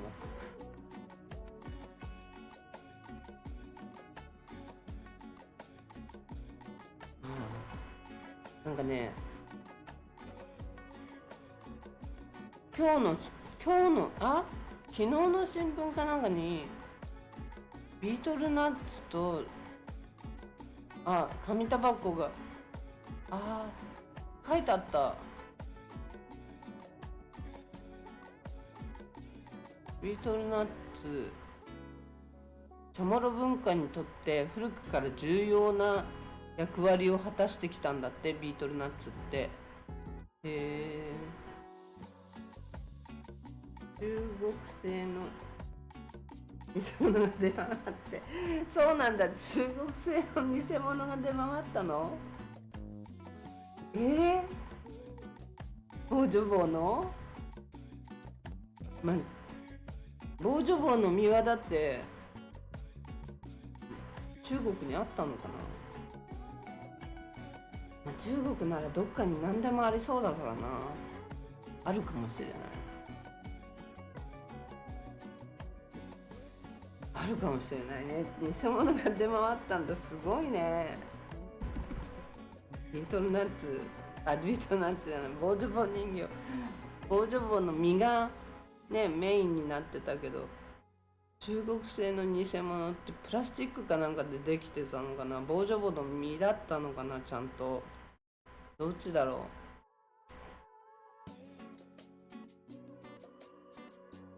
う。なんかあれに健康リスクについてね、ビートルナッツのとタバコの紙タバコかなんかの紙タバコなのかな、タバコの使用がもたらす健康リスクについて、やっぱ病院がなんか主催したので書いてたみたいだよ。なんか文化なんだって。だけどビートルナッツって茶物の。でもグアムの人だってチャモロ人なのにそういう人見ないんだけどね、本当に。昔グアムに私いたんだけど、全然そんな汚い人見なかったけどね。めちゃくちゃやってるような人、人の前でペッペペッペ、少なくともホテルロードみたいなとこにはいなかったよね。20年とか30年とか前の話だけど、30年ぐらい前かな。それでもそういう汚いような人は見なかったけどね。新聞にはチャモロ人の文化って書いてあるね。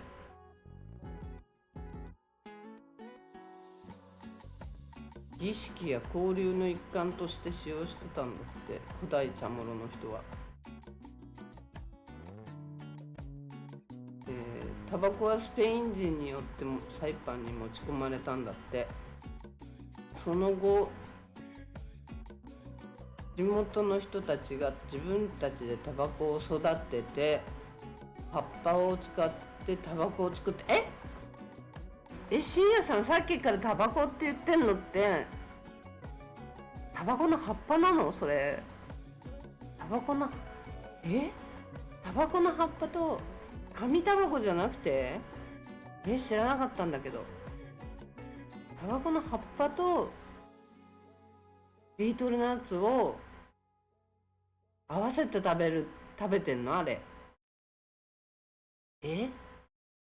紙タバコじゃないのだ。紙かなんかで巻いて食べてるんじゃないんだ。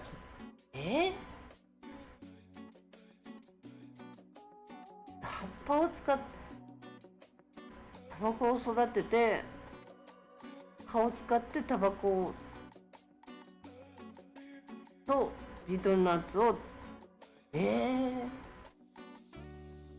中国製の偽物の丸ボロ丸ボロの偽物キリン一番搾りとか中国製の偽物丸ボロの中国製の偽物丸ボロの偽物キリン一番搾り。キリン一番搾りが偽物？丸ボロの偽物？マジで？メンソールのタバコ本当に？マジで？今あんのかな？本当？いや知らなかった。サイパンにそんなのあったの？どうやって偽物ってわかんの？どっかに中国製とか書いてあるの？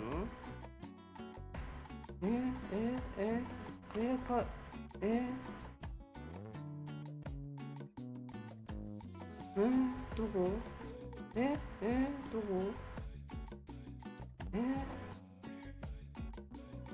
何々製って書いてないんだけど大丈夫これ？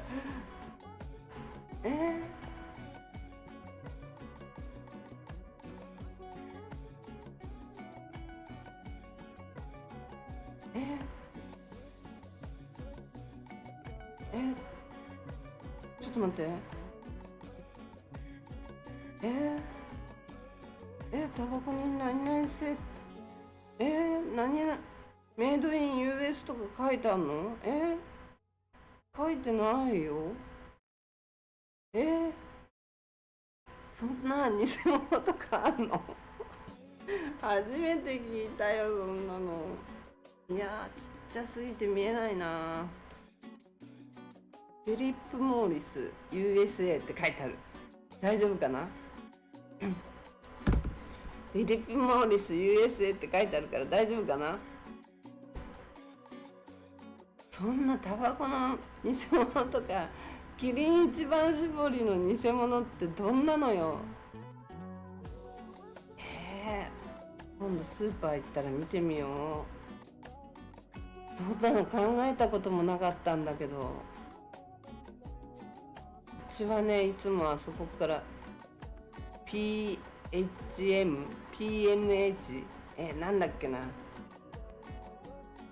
あそこのアルコール屋さんから仕入れてたんで、まさか偽物ではないと思うけど、スーパーとかで買ってきてアルコールを売ってるわけじゃないから、売ってたわけじゃないから、まさか偽物じゃないと思うんだけど、いや信じらんない。そんな偽物があったの。ダメだね、よろしくないね、そんな。よく知ってるな、深夜さん。見たことないよ、そんなの。なんか気にしてみるのは、やっぱブランド品とかはなんか偽物かなとか考えたりはするかもしれないけど、そんなタバコの偽物とか考えたこともないんだけど、まして一番搾り、ないない。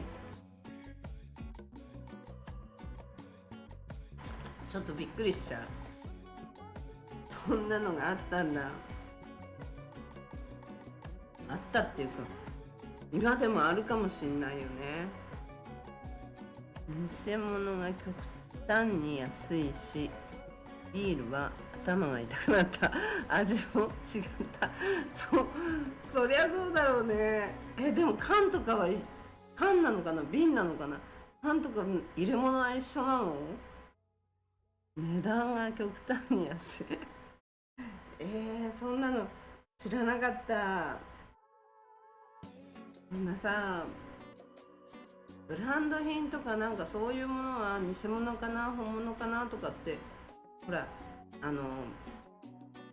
ポロのシャツとかバーバリーの洋服とかよくタイパンで売ってんだけど、そういうのは偽物かな本物かなって見るけど、そこまでとは思わなかった。タバコで缶ビールまでビールまでそんな偽物が横行してるなんて思いもしなかった。考えもしなかったよ。いや私はじゃあ意外とぬるいとこで生活してきたのかな。そんなん全然知らないよ。ぬるくないと思うんだけどね。意外と辛い人生を送ってきたと思うんだけど、いやすごいね。そんなのよく考えたこともない。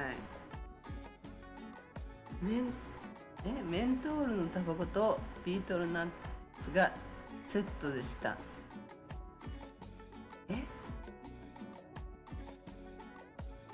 ントールのマルボロとビートルナッツをセットで購入するの？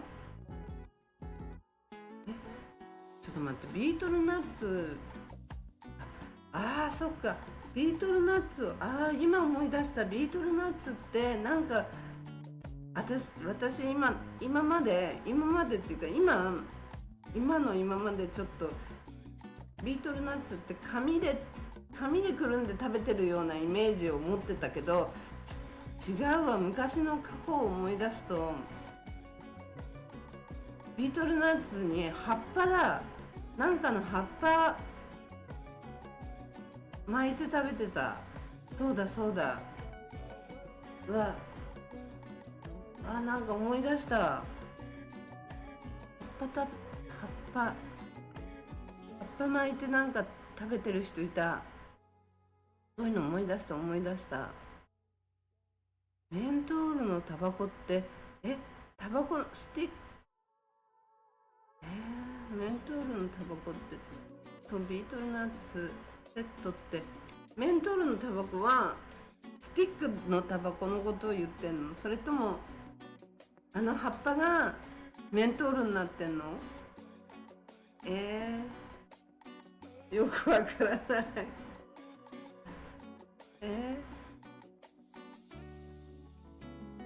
サンゴのクリームもメントールのタバコとビートルナッツがセットでした。サンゴのクリームも、うねさん何？サンゴのクリームも偽物でした？どういうこと？どういうこと？サンゴのクリームもサンゴのクリームもサンゴのクリームって何よ？サンゴに塗るクリーム、それともサンゴでできた体に塗るクリーム？どっち？難しいな。サンゴでできたクリームってことかな。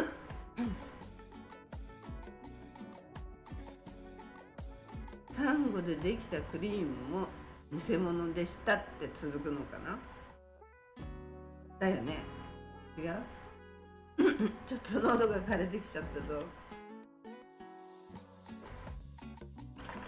ちょっと待ってね。コーヒ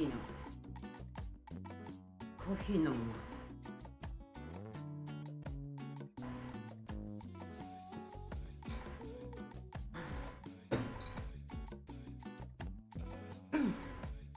サンゴをナッツに塗りつけて、サンゴをナッツに塗りつけて、なんじゃそれ。サンゴを砕いてなんかナッツに塗りつけ、白い粉のこと言ってんだ。なんかサンゴ、そう、今思い出した。この粉みたいの塗ってた。ビートルナッツに白い粉を塗って葉っぱで巻いて食べてた。あれサンゴなの？知らなかった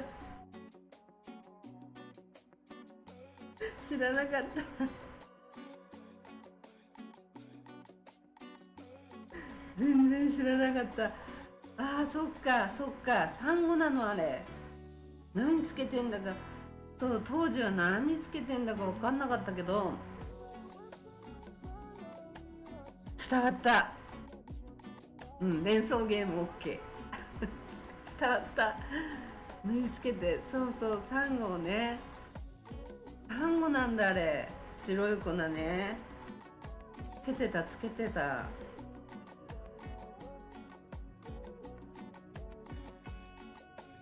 そうだ、あれサンゴなんだ。何つけてんだか分かんなかったけど、うねさんありがとう。なるほど、ちょっと記憶が蘇ってきたよ。なるさん、皆さんの方が知ってる。すいません、皆さんありがとうございます。いろいろ教えていただいてね。サイパンとかって書いてんのにねサイパンって書いてんのに、サイパンのなんかこう伝統的文化とかそういう感じの暮らしはうねさんやしんやさんの方がよく知ってるからなるさんね、もし聞きたいことがあったらしんやさんとうねさんに聞いてくださいもうありがとうございます。情けないですけどね。で、一応ね、サイパンに住んでるっていうだけでねみんなのがよく知ってるから。そっかそっか。あ、思い出した。白い粉つけてたそういえば OBS 再接続に成功。サイパンの今は知りません。今は知らない。深夜さんつながってる。よかった。いきなり OBS が切れたからびっくりした。切れましたとか言って再接続しましたとか、なんだこれ。全然うちの YouTube いっぱい来てるならわかるけど、いっぱい来てないのになんでこんな切断されるのよね。サイパンの今は私が一生懸命頑張って教えますってほど教えらんないけど映像を今のサイパンをそのまま加工なしで流してるからね。撮ってきてるからね。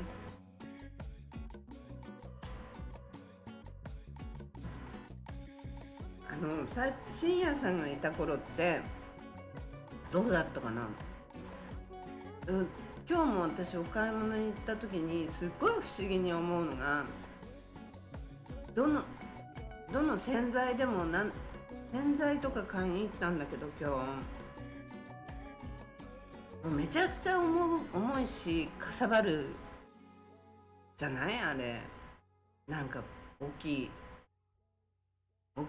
瓶みたいな、瓶じゃないけどプラスチックの容器に入ってて、何でもそういう容器に入ってて、日本で買い物すると未来さんサイパンサンクチェアリはどこですか。何それ。サンクチェアリ何それ。何ですかそれ。サンクチュアリってまた難しいこと言われちゃったよ。わかんない。サンクチュアリって何ですか。村井さんのさ、サイパンサンクチュアリどういう意味。意味必要です。意味必要です。どういう意味サイパンサンクチュアリどういう意味。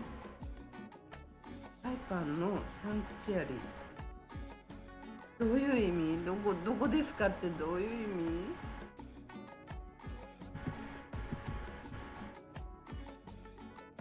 意味。意味がわからない。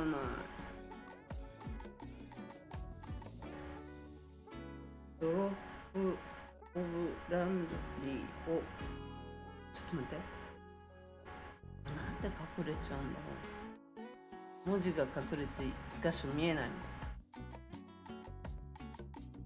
ドロップオブランドリーを利用してましたよ。洗剤とかの話ね。ドロップオブランドリーあるのかな。ガラパンのあそこの角のとこは消えてたし、使ったことない。ドロップオブランドリー一回も行ったことないからわかんない。やったことないんだよな。洗濯は家でする。聖域はその意味はその意味じゃなくてちょっとダメだ、笑ってきちゃった。その意味じゃなくて、その意味でも未来さんのいやサンクチュアリの意味じゃなくて、未来さんのサイパンサンクチュアリはどこですか。聖域じゃなく聖域じゃなくて、聖域はわかるんだけど、え生息してる場所どういう意味？どういう意味だろう。聖域、サンクチュアリはわかるんだけど、はい、聖域どこですかの意味がわからない。生息してる場所ってこと？チャイナタウンの入り口にあった。あ、だからあれなくなってる。大きいところでしょ。信号の角、四つ角のところだよね。ない、今ない。閉まってたと思う。この間閉まってた。やってんのかな。もう一回見ときます。もう一回見ておきます。閉まってるだけなのか、あの日が閉まってたのか、それともずっとやってないのか。何回か見た時にやってないなと思ったことがあった。あそこ結構人が入ってたけど、もし閉まっちゃってたらずいぶん人がいなくなっちゃってやめちゃったのかもしれないなって思ったんだけどね。どうだかわかんないや。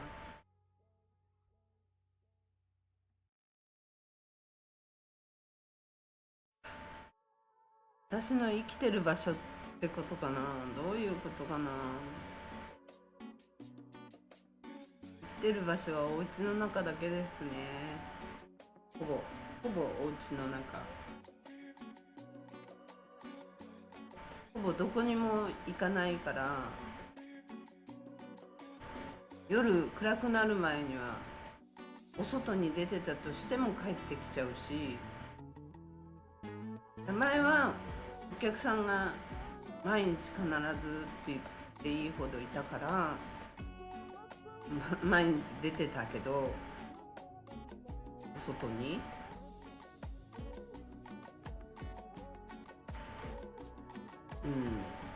今はお家から出ない方が多いかな。毎日起きたら今日の夜ご飯何しようかなって考えてるって感じ。サイパンで大切な場所、お家、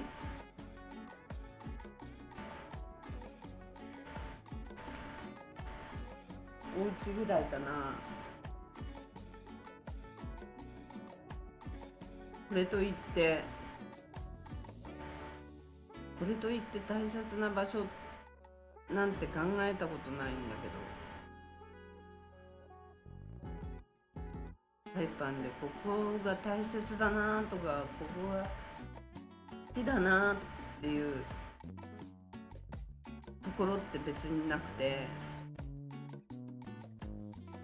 海の上に出れば、この間カヤックで出してもらった時、500セールスのカヤックで出してもらった時に、気持ちいいなって思ったし、なんか2個ついてるぞ。動画が2個流れてるな。ちょっとこれか。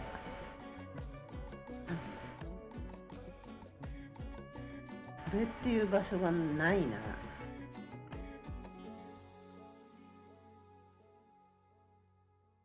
どっかあります？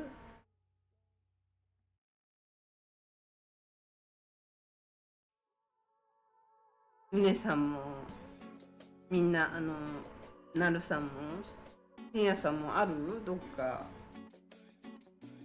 はい、好きだなっていう場所。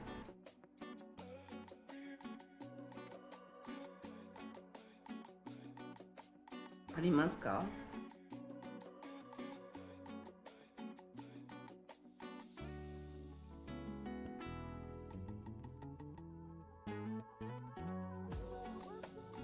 マニャガハ、マニャガハなるさん、マニャガハ、マニャガハ好きでした。綺麗だよね。ここに行ったら落ち着くなとか、家家ですね。落ち着くな。家のテラスを掃除して綺麗になった時に、テラスにいる時は落ち着くけど、今汚いから出たくもないっていう感じ。テラスにもうガソリン代高いから掃除もできなくて、めちゃくちゃ高いわガソリン。にゃんにゃん何してんの？ちょっと待ってくださいね。ちょっと少々お待ちを。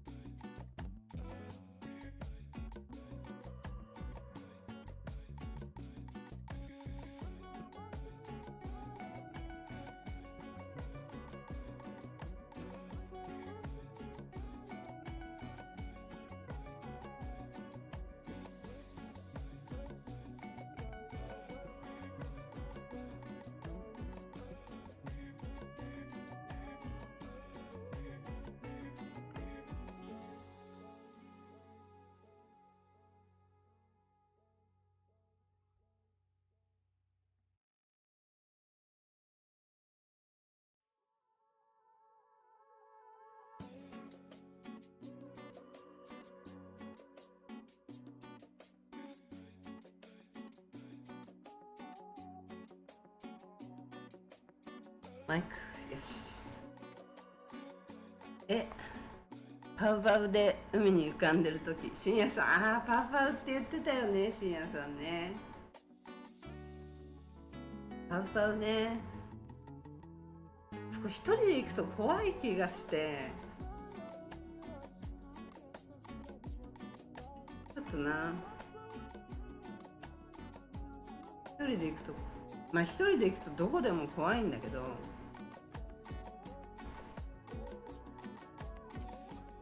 マイクロビーチとかなら右側の方なら昼間誰かしら何かいたりし前はしてたから、いやねやめてよ、ジャンプはやめて、ジャンプはやめてね。今ここが落ち着くなっていうのはやっぱり家のベッドの上で転がってる時、ちょっとロマンも何もないけど、それが一番落ち着くんだけど、ダメかな。はい、ジャンプしないでね。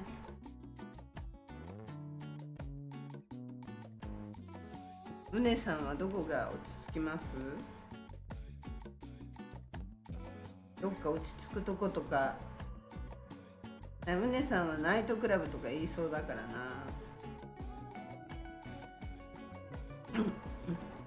にゃにゃダメだよ。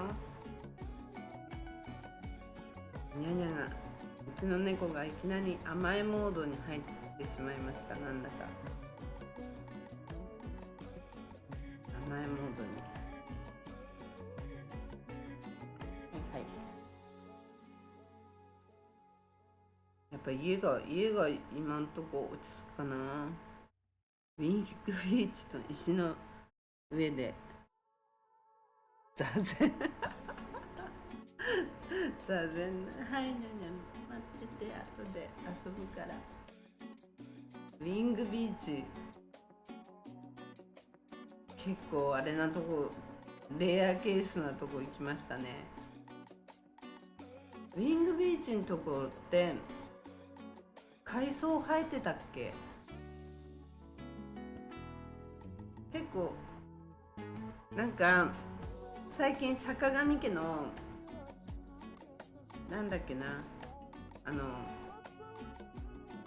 坂上家で徳島県の自給自足の家族のやつ見てて、それで岩の上に水がこう波が来たり来なかったりするようなとこにひじきが生えてるって言ってひじきを取ってたのね。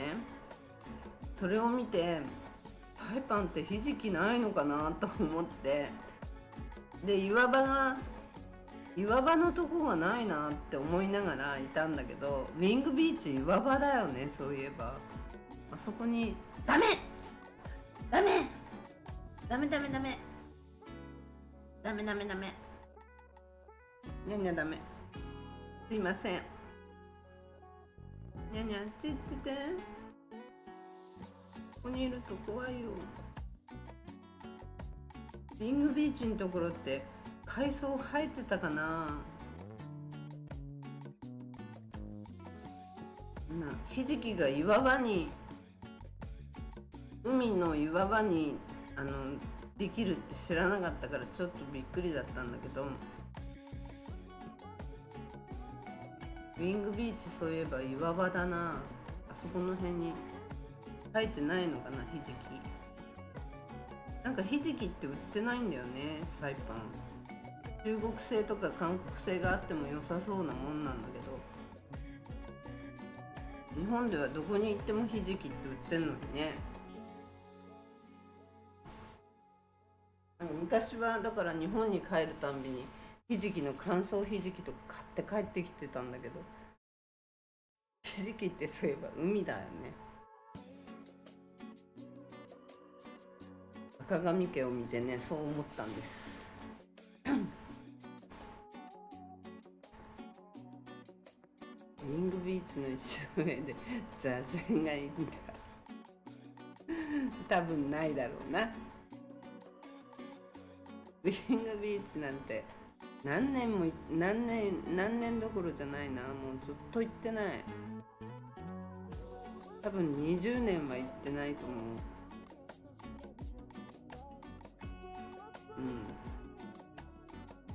行ってないな。でもあそこダイビング以外で行く用事もないからね。ラダービーチ岩頃は向こう側か。向こう側も考えなかったな。ラダーか。ラダーも20年以上行ってない全然行ってないな。あっち側ね、あっち側は岩ゴロゴロのところ多いね。岩ゴロゴロだけど海藻が生えてるってイメージがないんだよね。サイパンってなんか岩に海藻が張り付いてるっていうイメージが全然ない。海藻ないです。生子いましたそうだよね、うねさんね。海藻ないよね。海藻がなんか岩に張り付いてるっていうイメージの場所がないんだよね、全然。昔はよく海にいろんなビーチ行ってたけど、海藻が張り付いてるっていうイメージのねところが一つもなくて、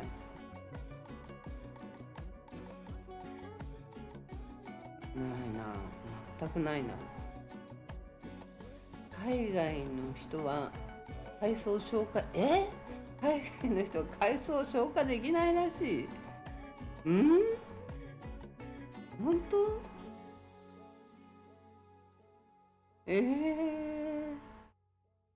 日本人ぐらいなのかな、海藻を食べる人って。食べる人種って。韓国の人は食べるよね。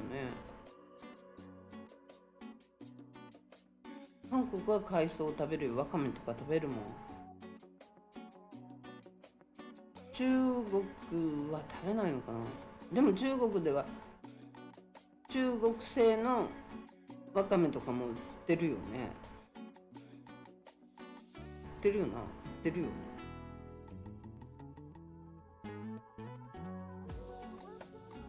消化できないの？海藻を。えー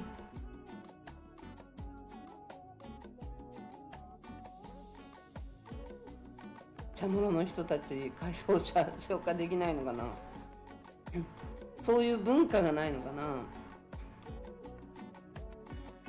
でも石に海藻が張り付いてるっていうイメージがないんだよね。なんか苔が生えてるとか。ビングビーチは姉妹失踪で有名。そうだよね。あれね、あれ嘘でしょ、大体が。それっぽくゴムボートをあそこに流しただけでしょ。流したんだか置いたんだか。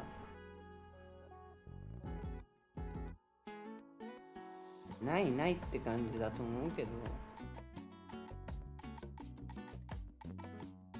死体は別のところでしょ。欧米人が海藻を消化できないんだ。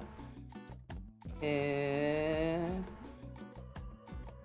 もなんかサイパンでやっぱ海藻を取って食べる人とかあんまり聞いたこともないよね。そういうの見たこともない。なんかダイビングやっててお魚捕まえ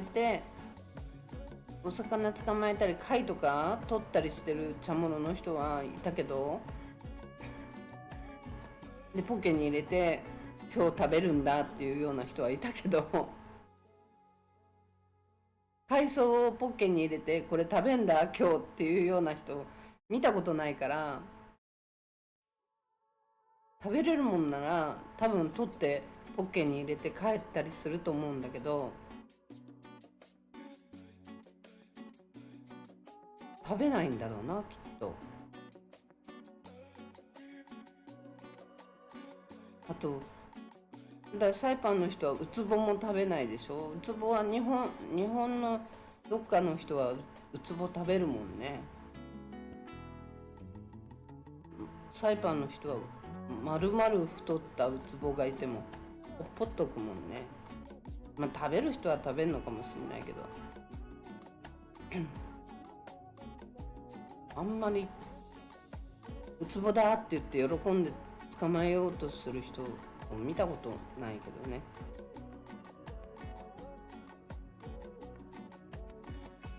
海藻もだから見たことないな。ロブスターとかそういう貝とかそういうのはなんかね、茶室の人が喜んで持って帰るのは何回も目にしたけど、昔海藻、海の底には海藻はあるけど岩のところにとか海藻があってこれ持って帰って食べようとかっていうの見たことないな。そういえば食べれる海藻がないのかな。そんなわけないよね。海ぶどうとかあっても良さそうな場所なんだけどな。海ぶどうないのかな。海ぶどうだったらすぐ繁殖するのにね、家の水槽とかで。海ぶどうはないな、そういえば。取っちゃいけない貝だよね。取っちゃいけない貝だと思うけど現地の人は取って持って帰っちゃうんだよ。持って帰って食べちゃうみたいよ、昔ね。取っちゃいけない貝なのかな。貝取っちゃいけないんだよね、大体がね、多分。でも漁師の人は取っていいのかな。どういう位置づけなんだろう。でもみんな取って暮らしたりしてなかったのかな。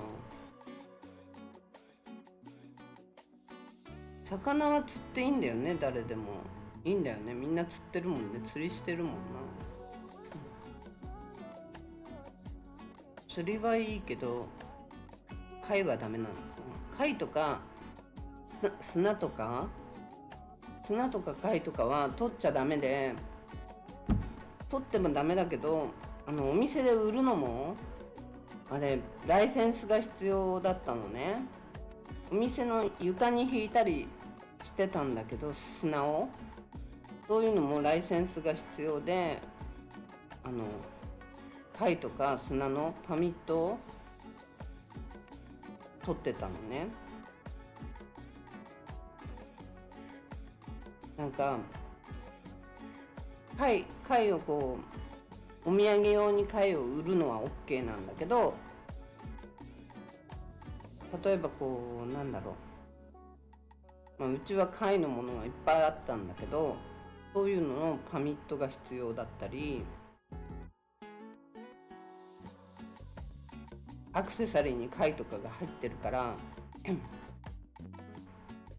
なんかね、そういうめんどくさいルールみたいのがあったよね。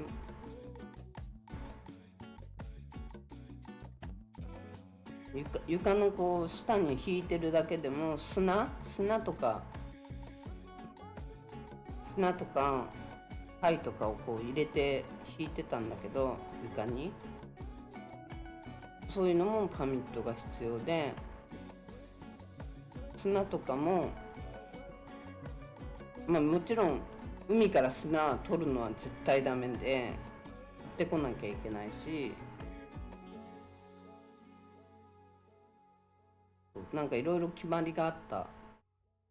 いちいちそれに対してパミットを取らなきゃいけないっていうのがあっためんどくさかった。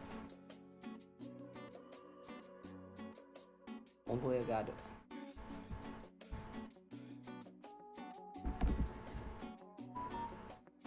いろんなものがあるんだよね、なんかね。とにかくサイパンが観光局がね、なんかごちょごちょ話し合ってても地元の人のレベルで話し合ってたんじゃね、いつまでたっても何も解決しないと思うし、新聞に出てるのも結局は投資家さん仮眠って言ってるんだと思うんだけど、投資家を呼ぶにはやっぱりちゃんとした投資家を呼ぶにはこの治安もなんとかしなきゃいけないし、ポリスがもっとちゃんとパトロールしてる状態にいなきゃダメだし、夜なんか全くいないよ。夜こそねパトロールしなきゃいけないのに、亀スケボーを小脇に抱えるようにニコニコして持ち帰るよね。ダメだよね、亀持ち帰っちゃダメだよね。亀は昔はだけど、今はいくらになったか知んないけど、亀は触ると10万ドルの罰金、10万だったよな確か。すっげえ高いと思ったんだから、1000ドルじゃないよな、10万ドルの罰金だよ確か亀食べちゃダメだから昔はね、そういうローカルの人がうようよいたんだろうけど、今はどうなんだろう。亀持ち帰って食べてる人いるのかな。あんまり接点がないからわからないけど、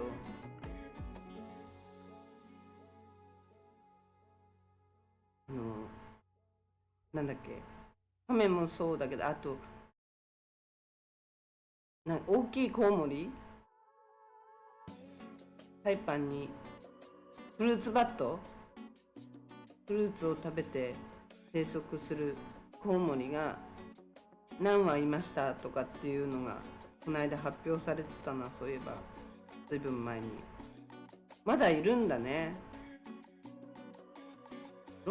北マリアナにって言ってたから、北マリアナに何羽いますっていう、なんかすごい少ない単位のことを言ってたと思うんだよね。30何話とか確認されましたとかって言ってたから、めちゃくちゃ少ないなと思った覚えがあるから、ロタの方とかにいるのかな、確か。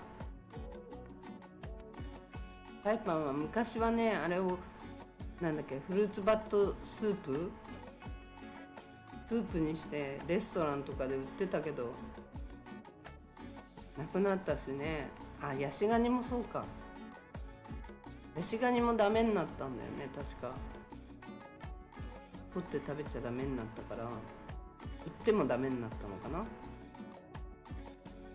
てるとこもないでしょ今。ヤシガニ、そういえば本当にね、この観光がなんとか、もう本当政府がちゃんとしてくれて、私の問題もいまだに何にも進まないから。そうそう、ヘビをね捕まえると賞金が出るんだよね。ヘビいないし、ヘビいないよ。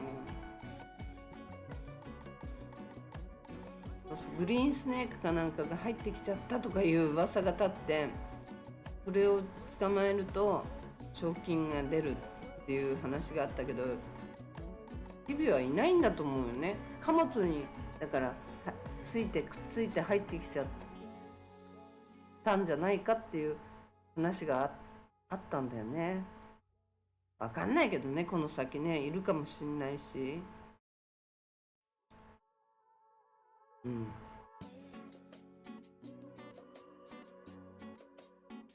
かんないけど、ヘビ怖いよね。カメ GPS つけられてる。うねさん、何？カメが GPS つけられてるの？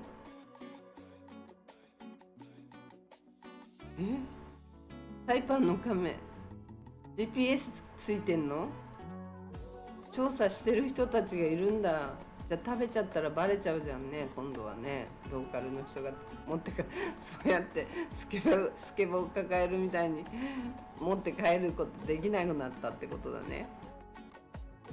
カメ GPS ついてんの知らなかった。いや、知らなかった。カメちゃんと調査してる団体がいるってことだよね。カメ捕まえて、どうやって捕まえるの？どうやって捕まえてんだろう、カメ。すごいね。 GPS ついてたらすごいよ。本当？それ知ってる？とか私他行って言っちゃったら、そんなことあるわけないじゃんって言われちゃったらまたおかしなことになっちゃうからな。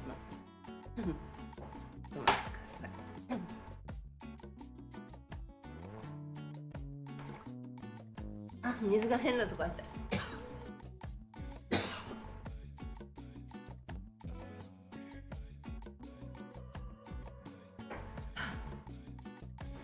カメに GPS つけられてるなんて知らなかったよ。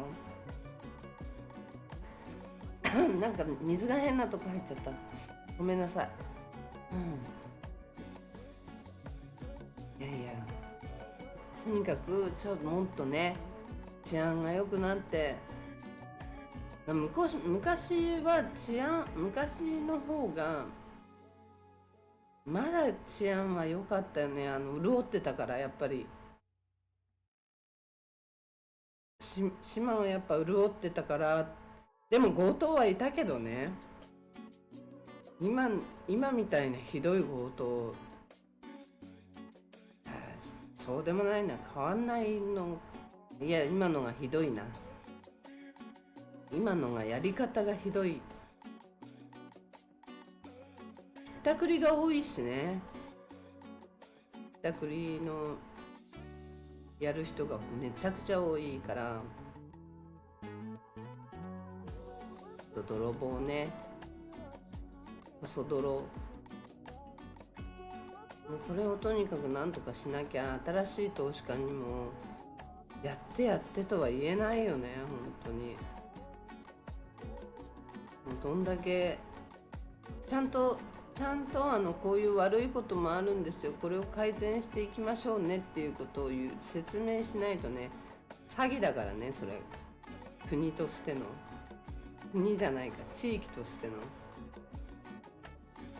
ちゃんと後のリカバリーをやらないから。自分も GPS つけられてます。お姉さんもつけられてんの、奥さんに。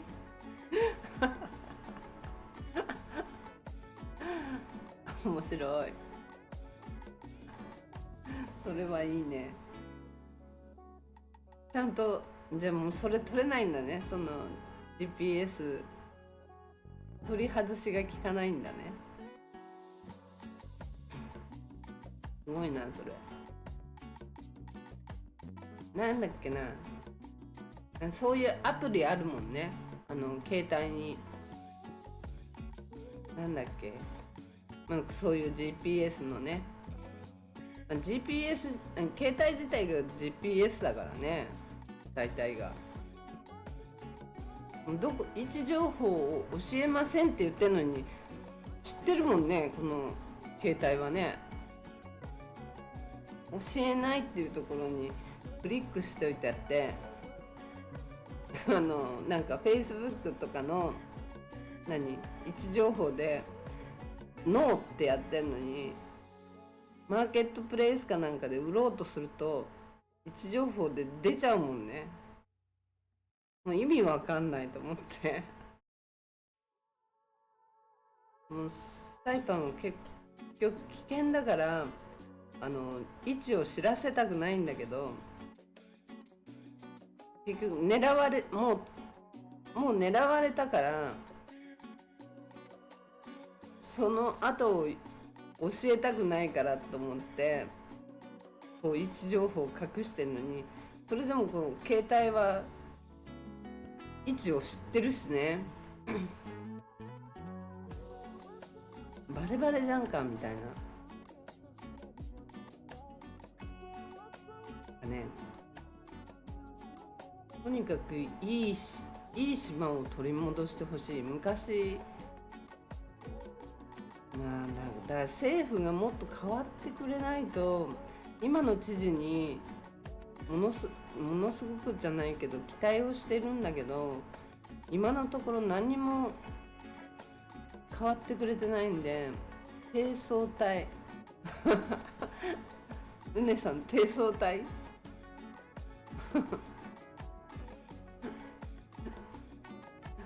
低層体ってうねさんは女性なの？こんな男性でしょ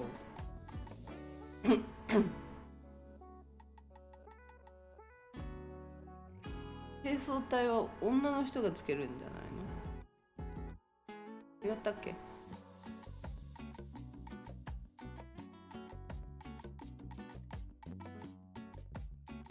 とにかく強盗のことも何にも動いてもらえてないから、このまんまじゃ良くないよね、本当に。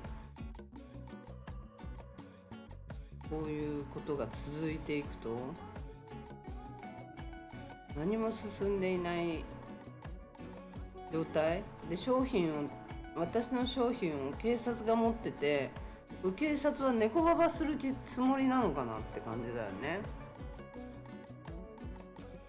10万ドル以上の商品をどうすんだろうって感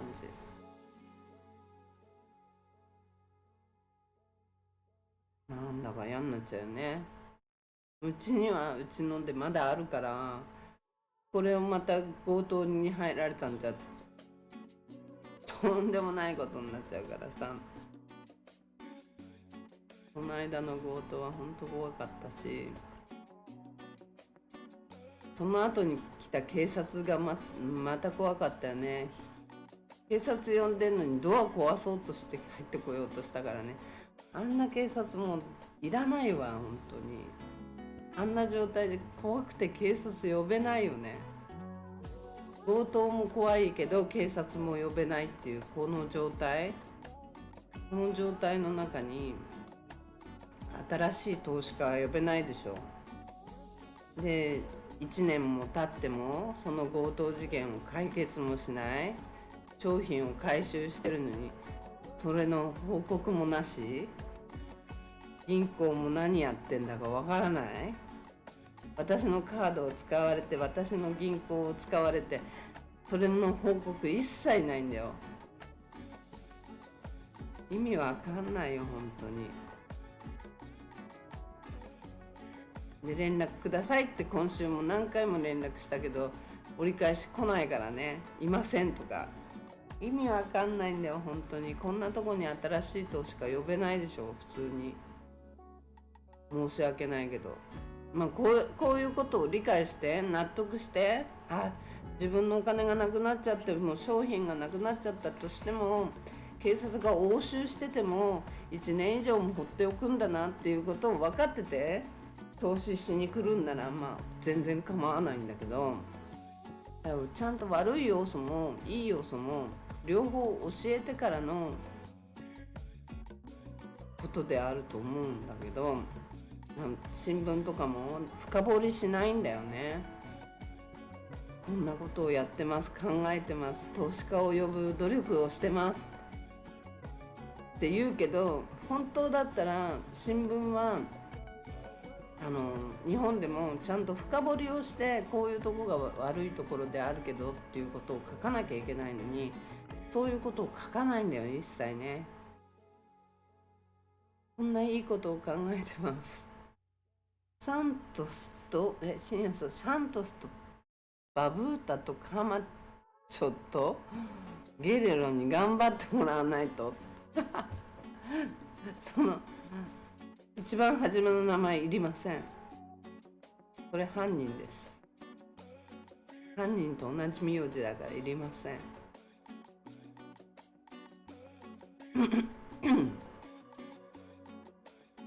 バブータって何なんだろう。カマチョ、一番最後の名字もいらないです。それも多分犯人だと思われる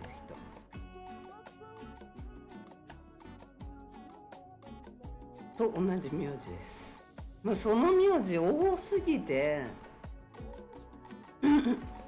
その名字多いんだよね。今の知事はパラシオス知事には頑張ってもらいたいですよね。いつまでなのか分かんないんだけど、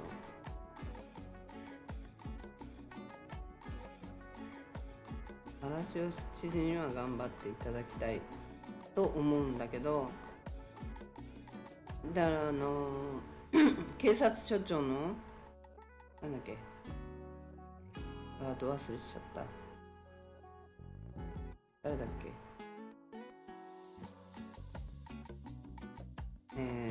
ど忘れしちゃった。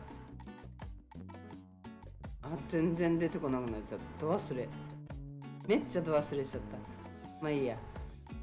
にも頑張ってもらわなきゃ。今回の警察署長は申し訳ないけど叩き上げだと思うから添えられた人じゃないと思うから。トニーちゃん、そうトニーちゃんは違うと思うんで、昔から知ってるけどストイックな人で頑張ってきた人で叩き上げだと思われる人だから、本気で頑張ってもらいたいんだけど、いまいち何にも頑張ってないと思うから、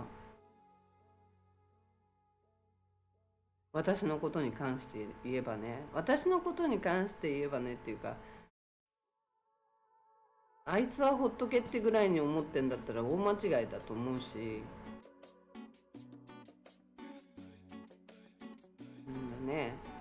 一人を切り捨てて多くを助けるとか戦国時代じゃないんだからさそんなのは許されないことだから、ちゃんとやってもらえないと困っちゃうよね。ミーティング何度もやったのに何にも進まないもんね。いやさ、そういえばサイパン領事女性でした。今はそうやっぱ変わったよね。この間だから去年うちが強盗に入られた時に来てくれた領事は男性の方だったんですよ。若くてやっぱ変わったよね、女性の方に。この間なんかの記事で、なんか時間なくてあんまり見てなかったんだけど、なんか写真に日本人の女性が載ってて、その人がオフィスの人でもなくで、なんか記事になんか領事とかって書いてあったような、書いてなかったような、まあ、どっちでもいいかと思ってたんだよね。なんかその時は気にする時間がなくてやっぱ女性になってた？変わってた？変わったんだ。サイパンって領事の人って昔から定年前の 2,3 年を来て優雅に過ごしてっていう場所だったんだけど、最近若い人が来るんだよね領事、その女性だとしたら意外とそんな年配の方でもなかったと思うんだけど、多分だけどね、新聞に載ってたんだよな、多分。領事、昔の今の領事の前の領事にはひどいことされてるから、私は前の領事になるのが分かんないな。何代前になるのか分かんない。2012年の領事には2013年の領事には、領事と副領事にはひどいことされてるから。領事館ってでもはっきり言ってたからね、領事館は人が死んだら動くんだって、死体になったら動くんだって言ってたから、その人たちははっきりと死んでねえじゃねえかって言われたから、副領事に。でなおかつ嫌なら帰れとも言われたし、12年前の事件の時にね、警察にこういうことをされたっていうことを言ったんだけど、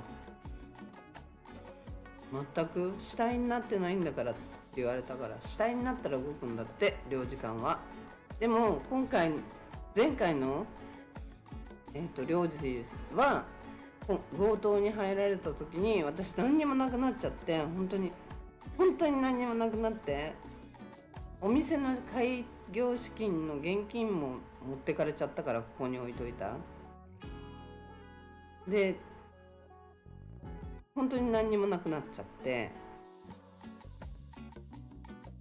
車の鍵も家の鍵も壊されたドアとかそういうものしか残ってなくて、本当は今日どうやって生きていくっていう感じの状態の時に食料を持ってきてくれたんだよね。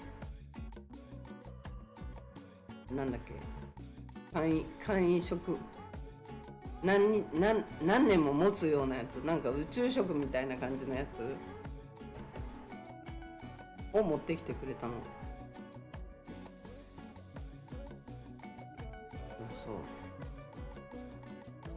そういう今回は動いてくれるんだと思って、すごいありがたかったけどね。死んでないけど動いてくれるんだと思ったけど、前回というか12年前の時は何にもしてくれなかった。何回も相談に行ったけど、死体になったら動く場所だって言われたし、生きてんじゃんだからいいじゃんかって言われたし、嫌なら帰れって言われたしね。日本領事館って何もしないんだなって本当に思った、その時に。じゃあ今回も何もしてくれないだろうなと思ったけど、やってくれたね、それは。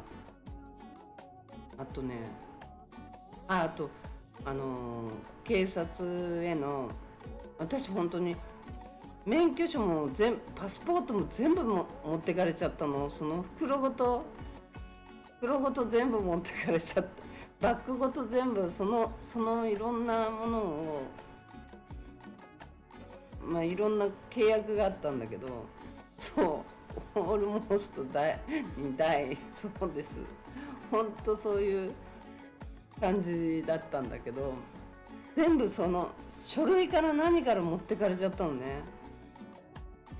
書類もまとめた書類とか、いろんな契約にまとめた書類とか、本当にお店を6月にオープン予定だったから、去年のいつだったか忘れちゃった。去年の6月に予定してたんだけど、全部持ってかれちゃったの。とにかく入ってないよ、日本人会。入ってない。昔は お店やってる時はずっと入ってたよね。なんだかわかんない料金払ってたけど、今は入ってないんですね、日本人会。43ドルとか34ドルだか、なんかそのくらい払ってたね、毎月ね。毎月だっけ、1年に1回だっけ、あれ忘れちゃった。昔は入ってたけど、今は入ってない。なんで深夜さん入ってた？だって日本人会って何のためにあるかって、大体がここの現地の学校教育のために、日本人の学校のために日本人会ってあるんだから、独身の私たちって誰もいないか、私だけ私には関係ない話なんだよ、本当は。でもうちの会社としては、会社は入ってたよね。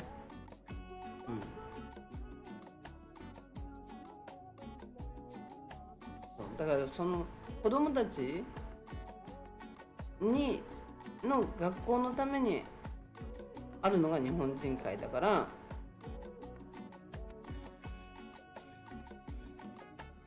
子供もいない独身の私にはあんまり関係ないところなんだけど、だから領事館は別じゃん。商品は貸金庫に。いやー、貸金庫なんか使ったことないよ。全く使ったことない。家に、じゃあその時はだから全てがもうオールモースト GO っていう状態だったの。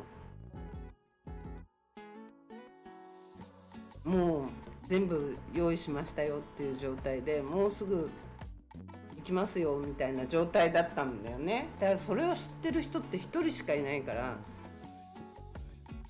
話した人怪しいんだよね。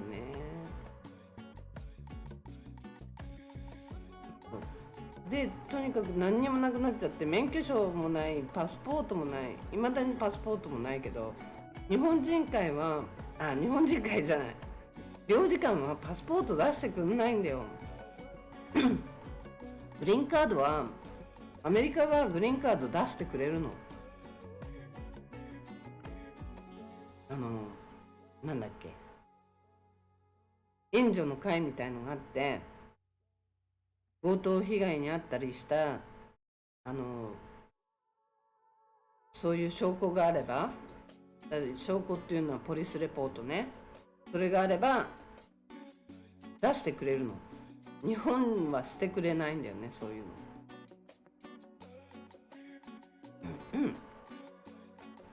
アメリカはそういうグリーンカードとかは全部発行し直してくれた。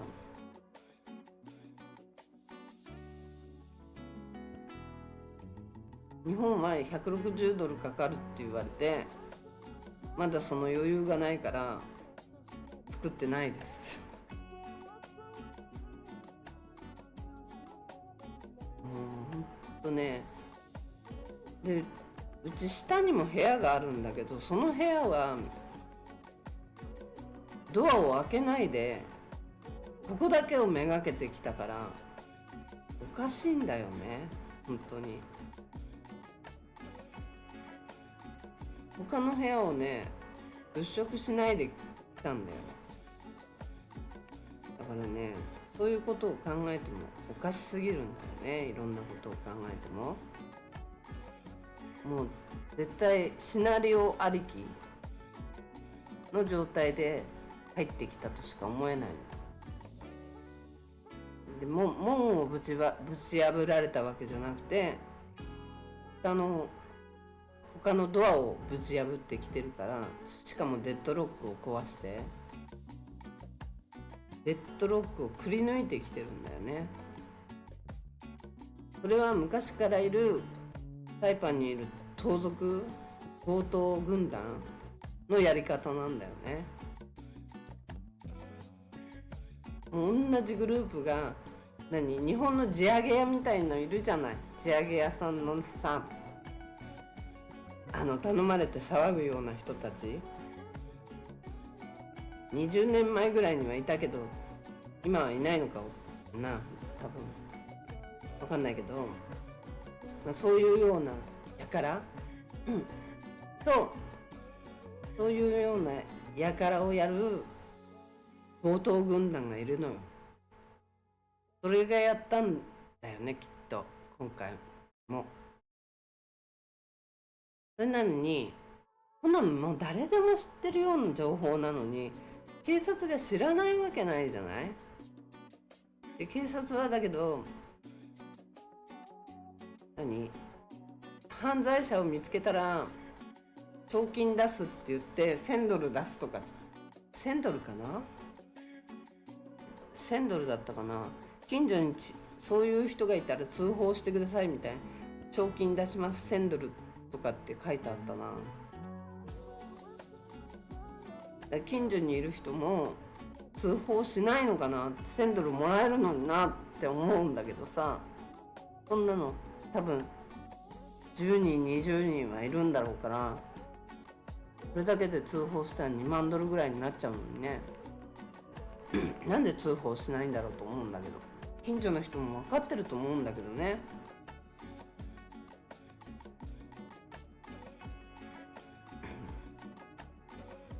ほんと不思議なんだよね。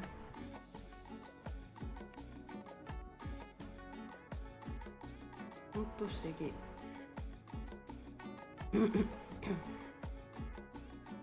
喉がガラガラになってきたな。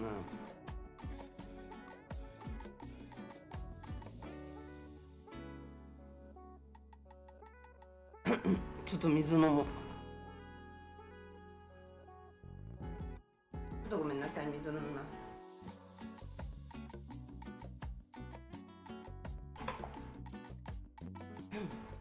喉がガラガラになった時に水飲んでもあんまり効力がないんだよな。コーヒーとかなんか甘いもの飲まないとなんか喉が潤わない。甘いものも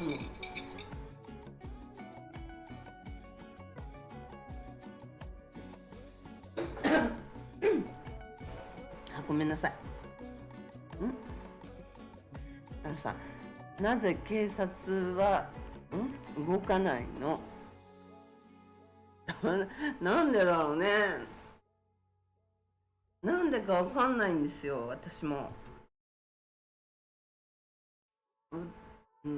本当にわからない。知り合いだからとかそういう理由があるのかもしれない。これは想像だけどね。本当に動かないから。知り合いで偉い人の子供だったり、当時この犯人は25、6歳この辺だと思うんだよね。まだは若造のポリスだったから。どの話かな。強盗の話。強盗、今回の強盗の話はなんで動かないんだろうね。なんか警察に連絡すると、もうそれは刑事の方だっていうのね。刑事の方に連絡すると、それは AG オフィスの方だ、地方の方だっていうのね。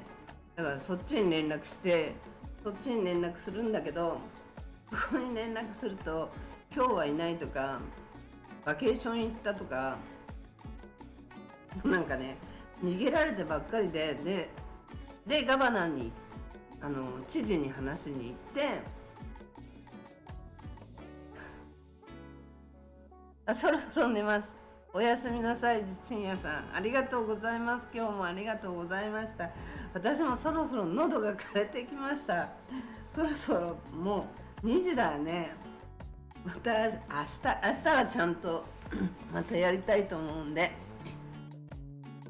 そう、喉がほんとガラガラになってきたからやばいよねこれね。とりあえず深夜さんおやすみなさい。喉結構ガラガラになってましたよね。なんか水飲んでも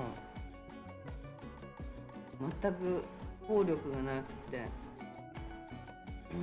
深夜さんおやすみなさい。また明日よろしくお願いします。明日はちゃんとやるつもりです。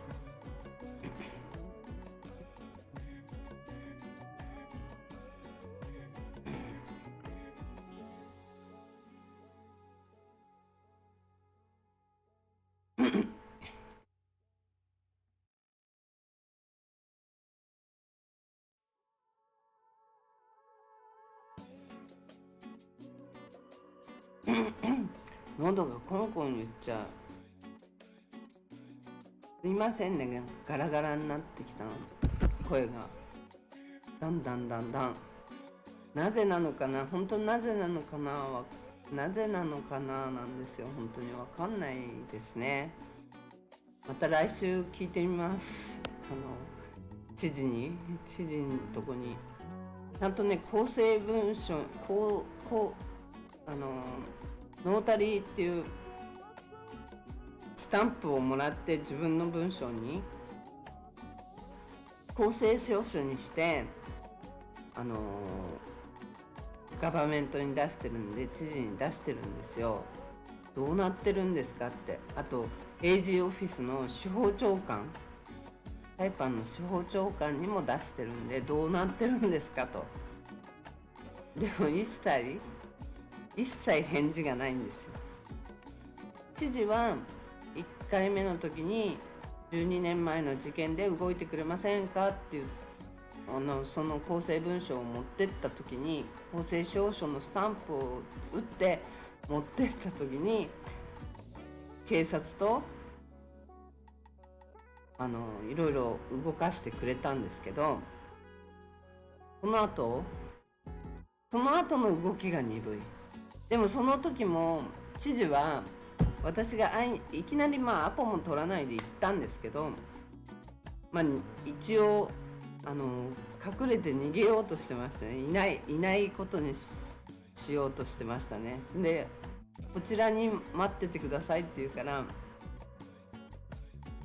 私その時に下に降りてったら、ばったり知事と出会ってで知事がじゃあ5分だけって言って話してくれたんで、話をできたんですよ。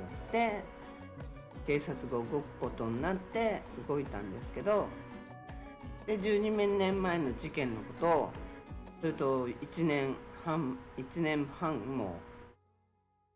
半近くなる強盗事件のこと、私から全部書類は警察が持ってっているのに、銀行の書類とかも全部持ってったんですよ。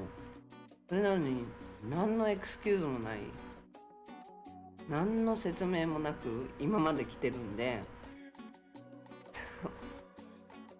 そのね、事件のすぐ後っていうか1ヶ月ぐらい後にもうずっと私フリーマーケットとかをずっと探してたんですよ。私の商品が売られてないかとか。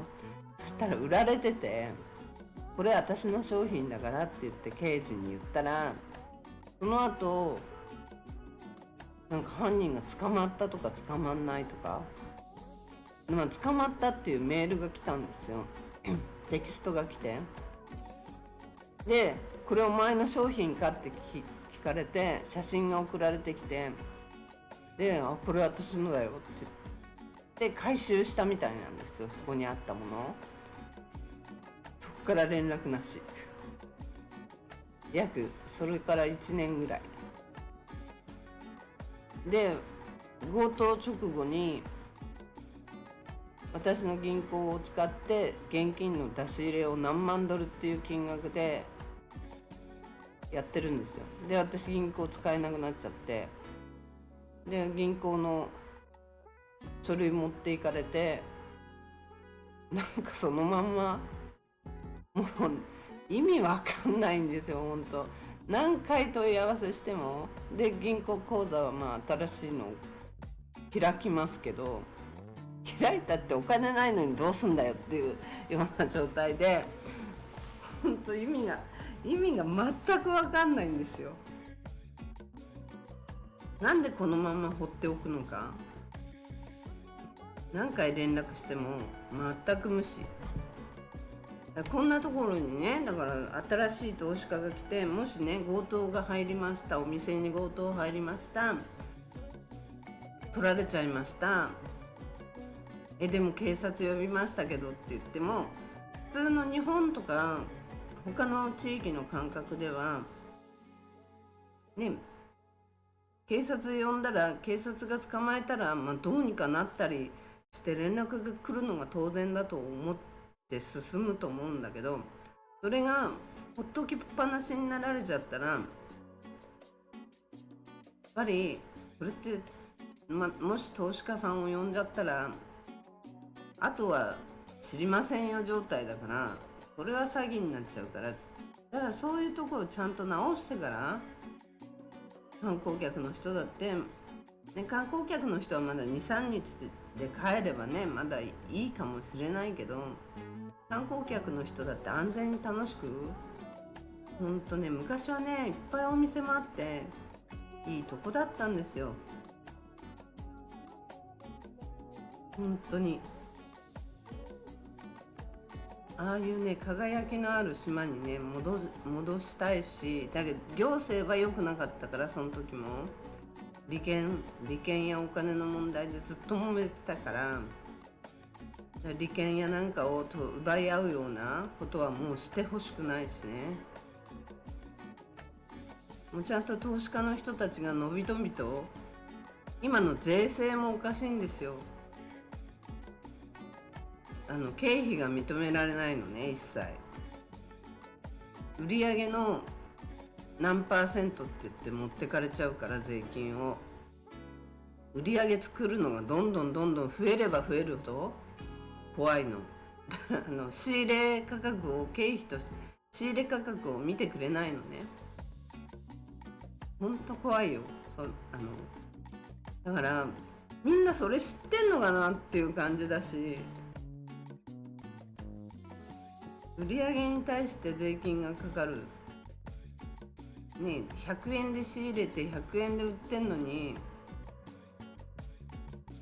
もしくは100円で仕入れたものを今の時代だったらお金に換えなきゃならないからって50円で売っちゃうかもしれないっていうところでも、その50円が積み重なって5万ドル以上のものになっちゃったら税金かかってきちゃうし、だからとにかくマイナスになってたとしても税金がかかるっていうことになっちゃうから、もうちょっとね、そういう面を、そういうところは知事が決められることだから、知事がこうねサインを出すところだから、議会でもちろん話し合わなきゃいけないと思うけど、議会にそういう法案が出てこないっていうのがちょっとおかしいと思うんだよね。大体が治安治安のね法案が全く出てきてないっていうのがねおかしい。本当にこんだけ治安が悪いのに観光を良くしようって、みんな観光を良くしたいのは当然なんだから、その根っこにあるものを、悪いものをやっぱり排除する。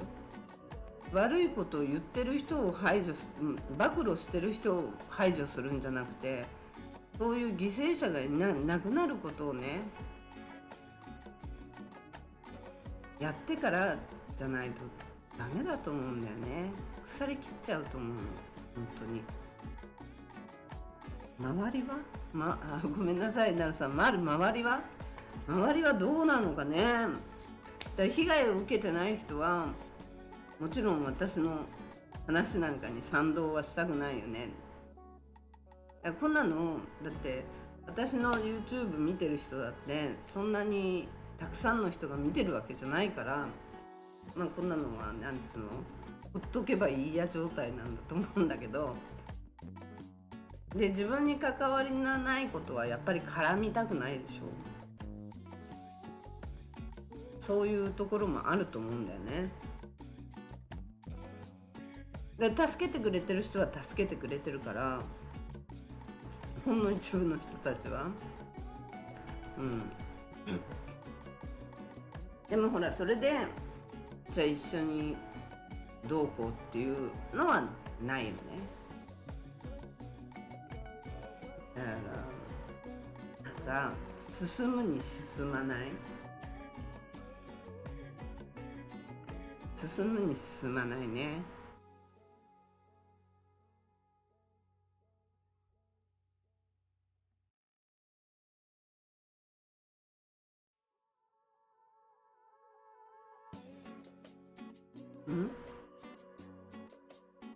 なんだか冷たい？私が？私結構あったかいですよ。なるさん、やっぱねビザ制度っていうものもあるし、いろいろね人には事情があると思うんで、一概にはいろいろ冷たいですねとかっていうわけじゃないんですよね。こんな綺麗な場所があるのにでブランド化っていう意味がちょっとね意味が分かんないね。今日の新聞、ブランド化していくことを望んでなんてやってるけど、もうほんと昔ねサイパンって泥棒の島って呼ばれてたことがあるんですよ。昔その昔なんだけどね、私の過去の動画にその物語が書いてあるものがあるんですけど、なんて言ったっけな、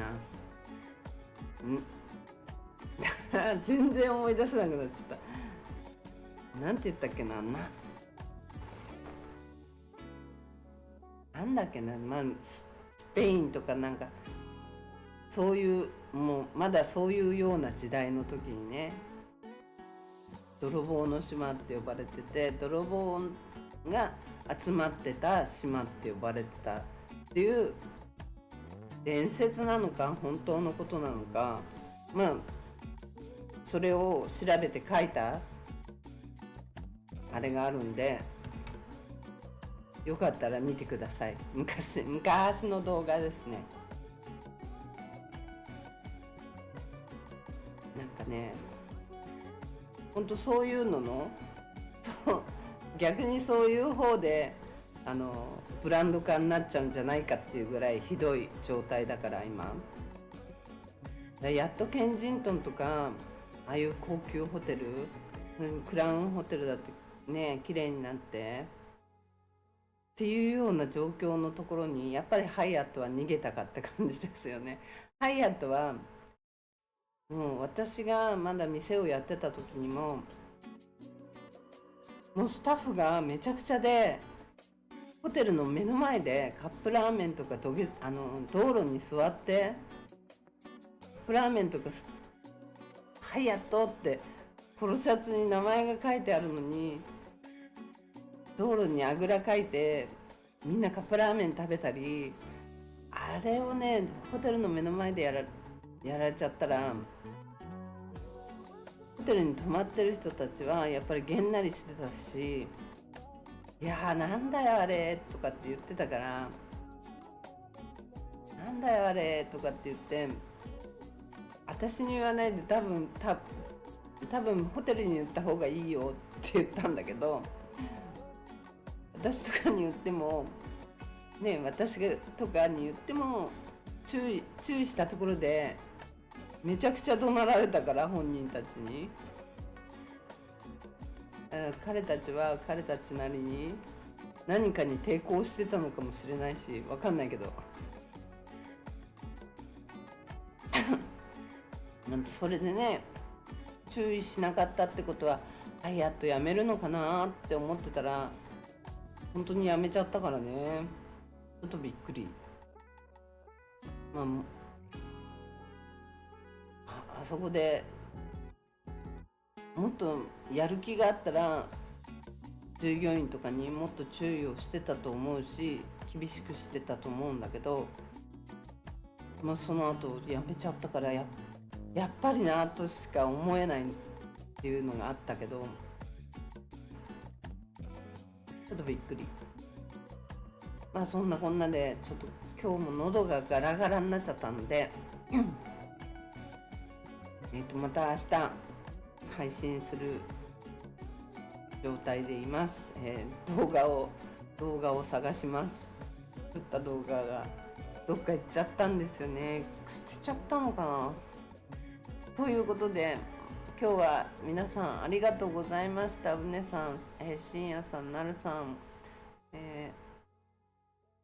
のばるさん、ありがとうございました。また明日よかったら来てください。なんだっけ、最後に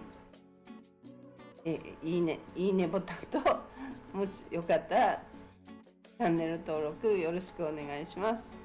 では失礼いたします。おやすみなさい。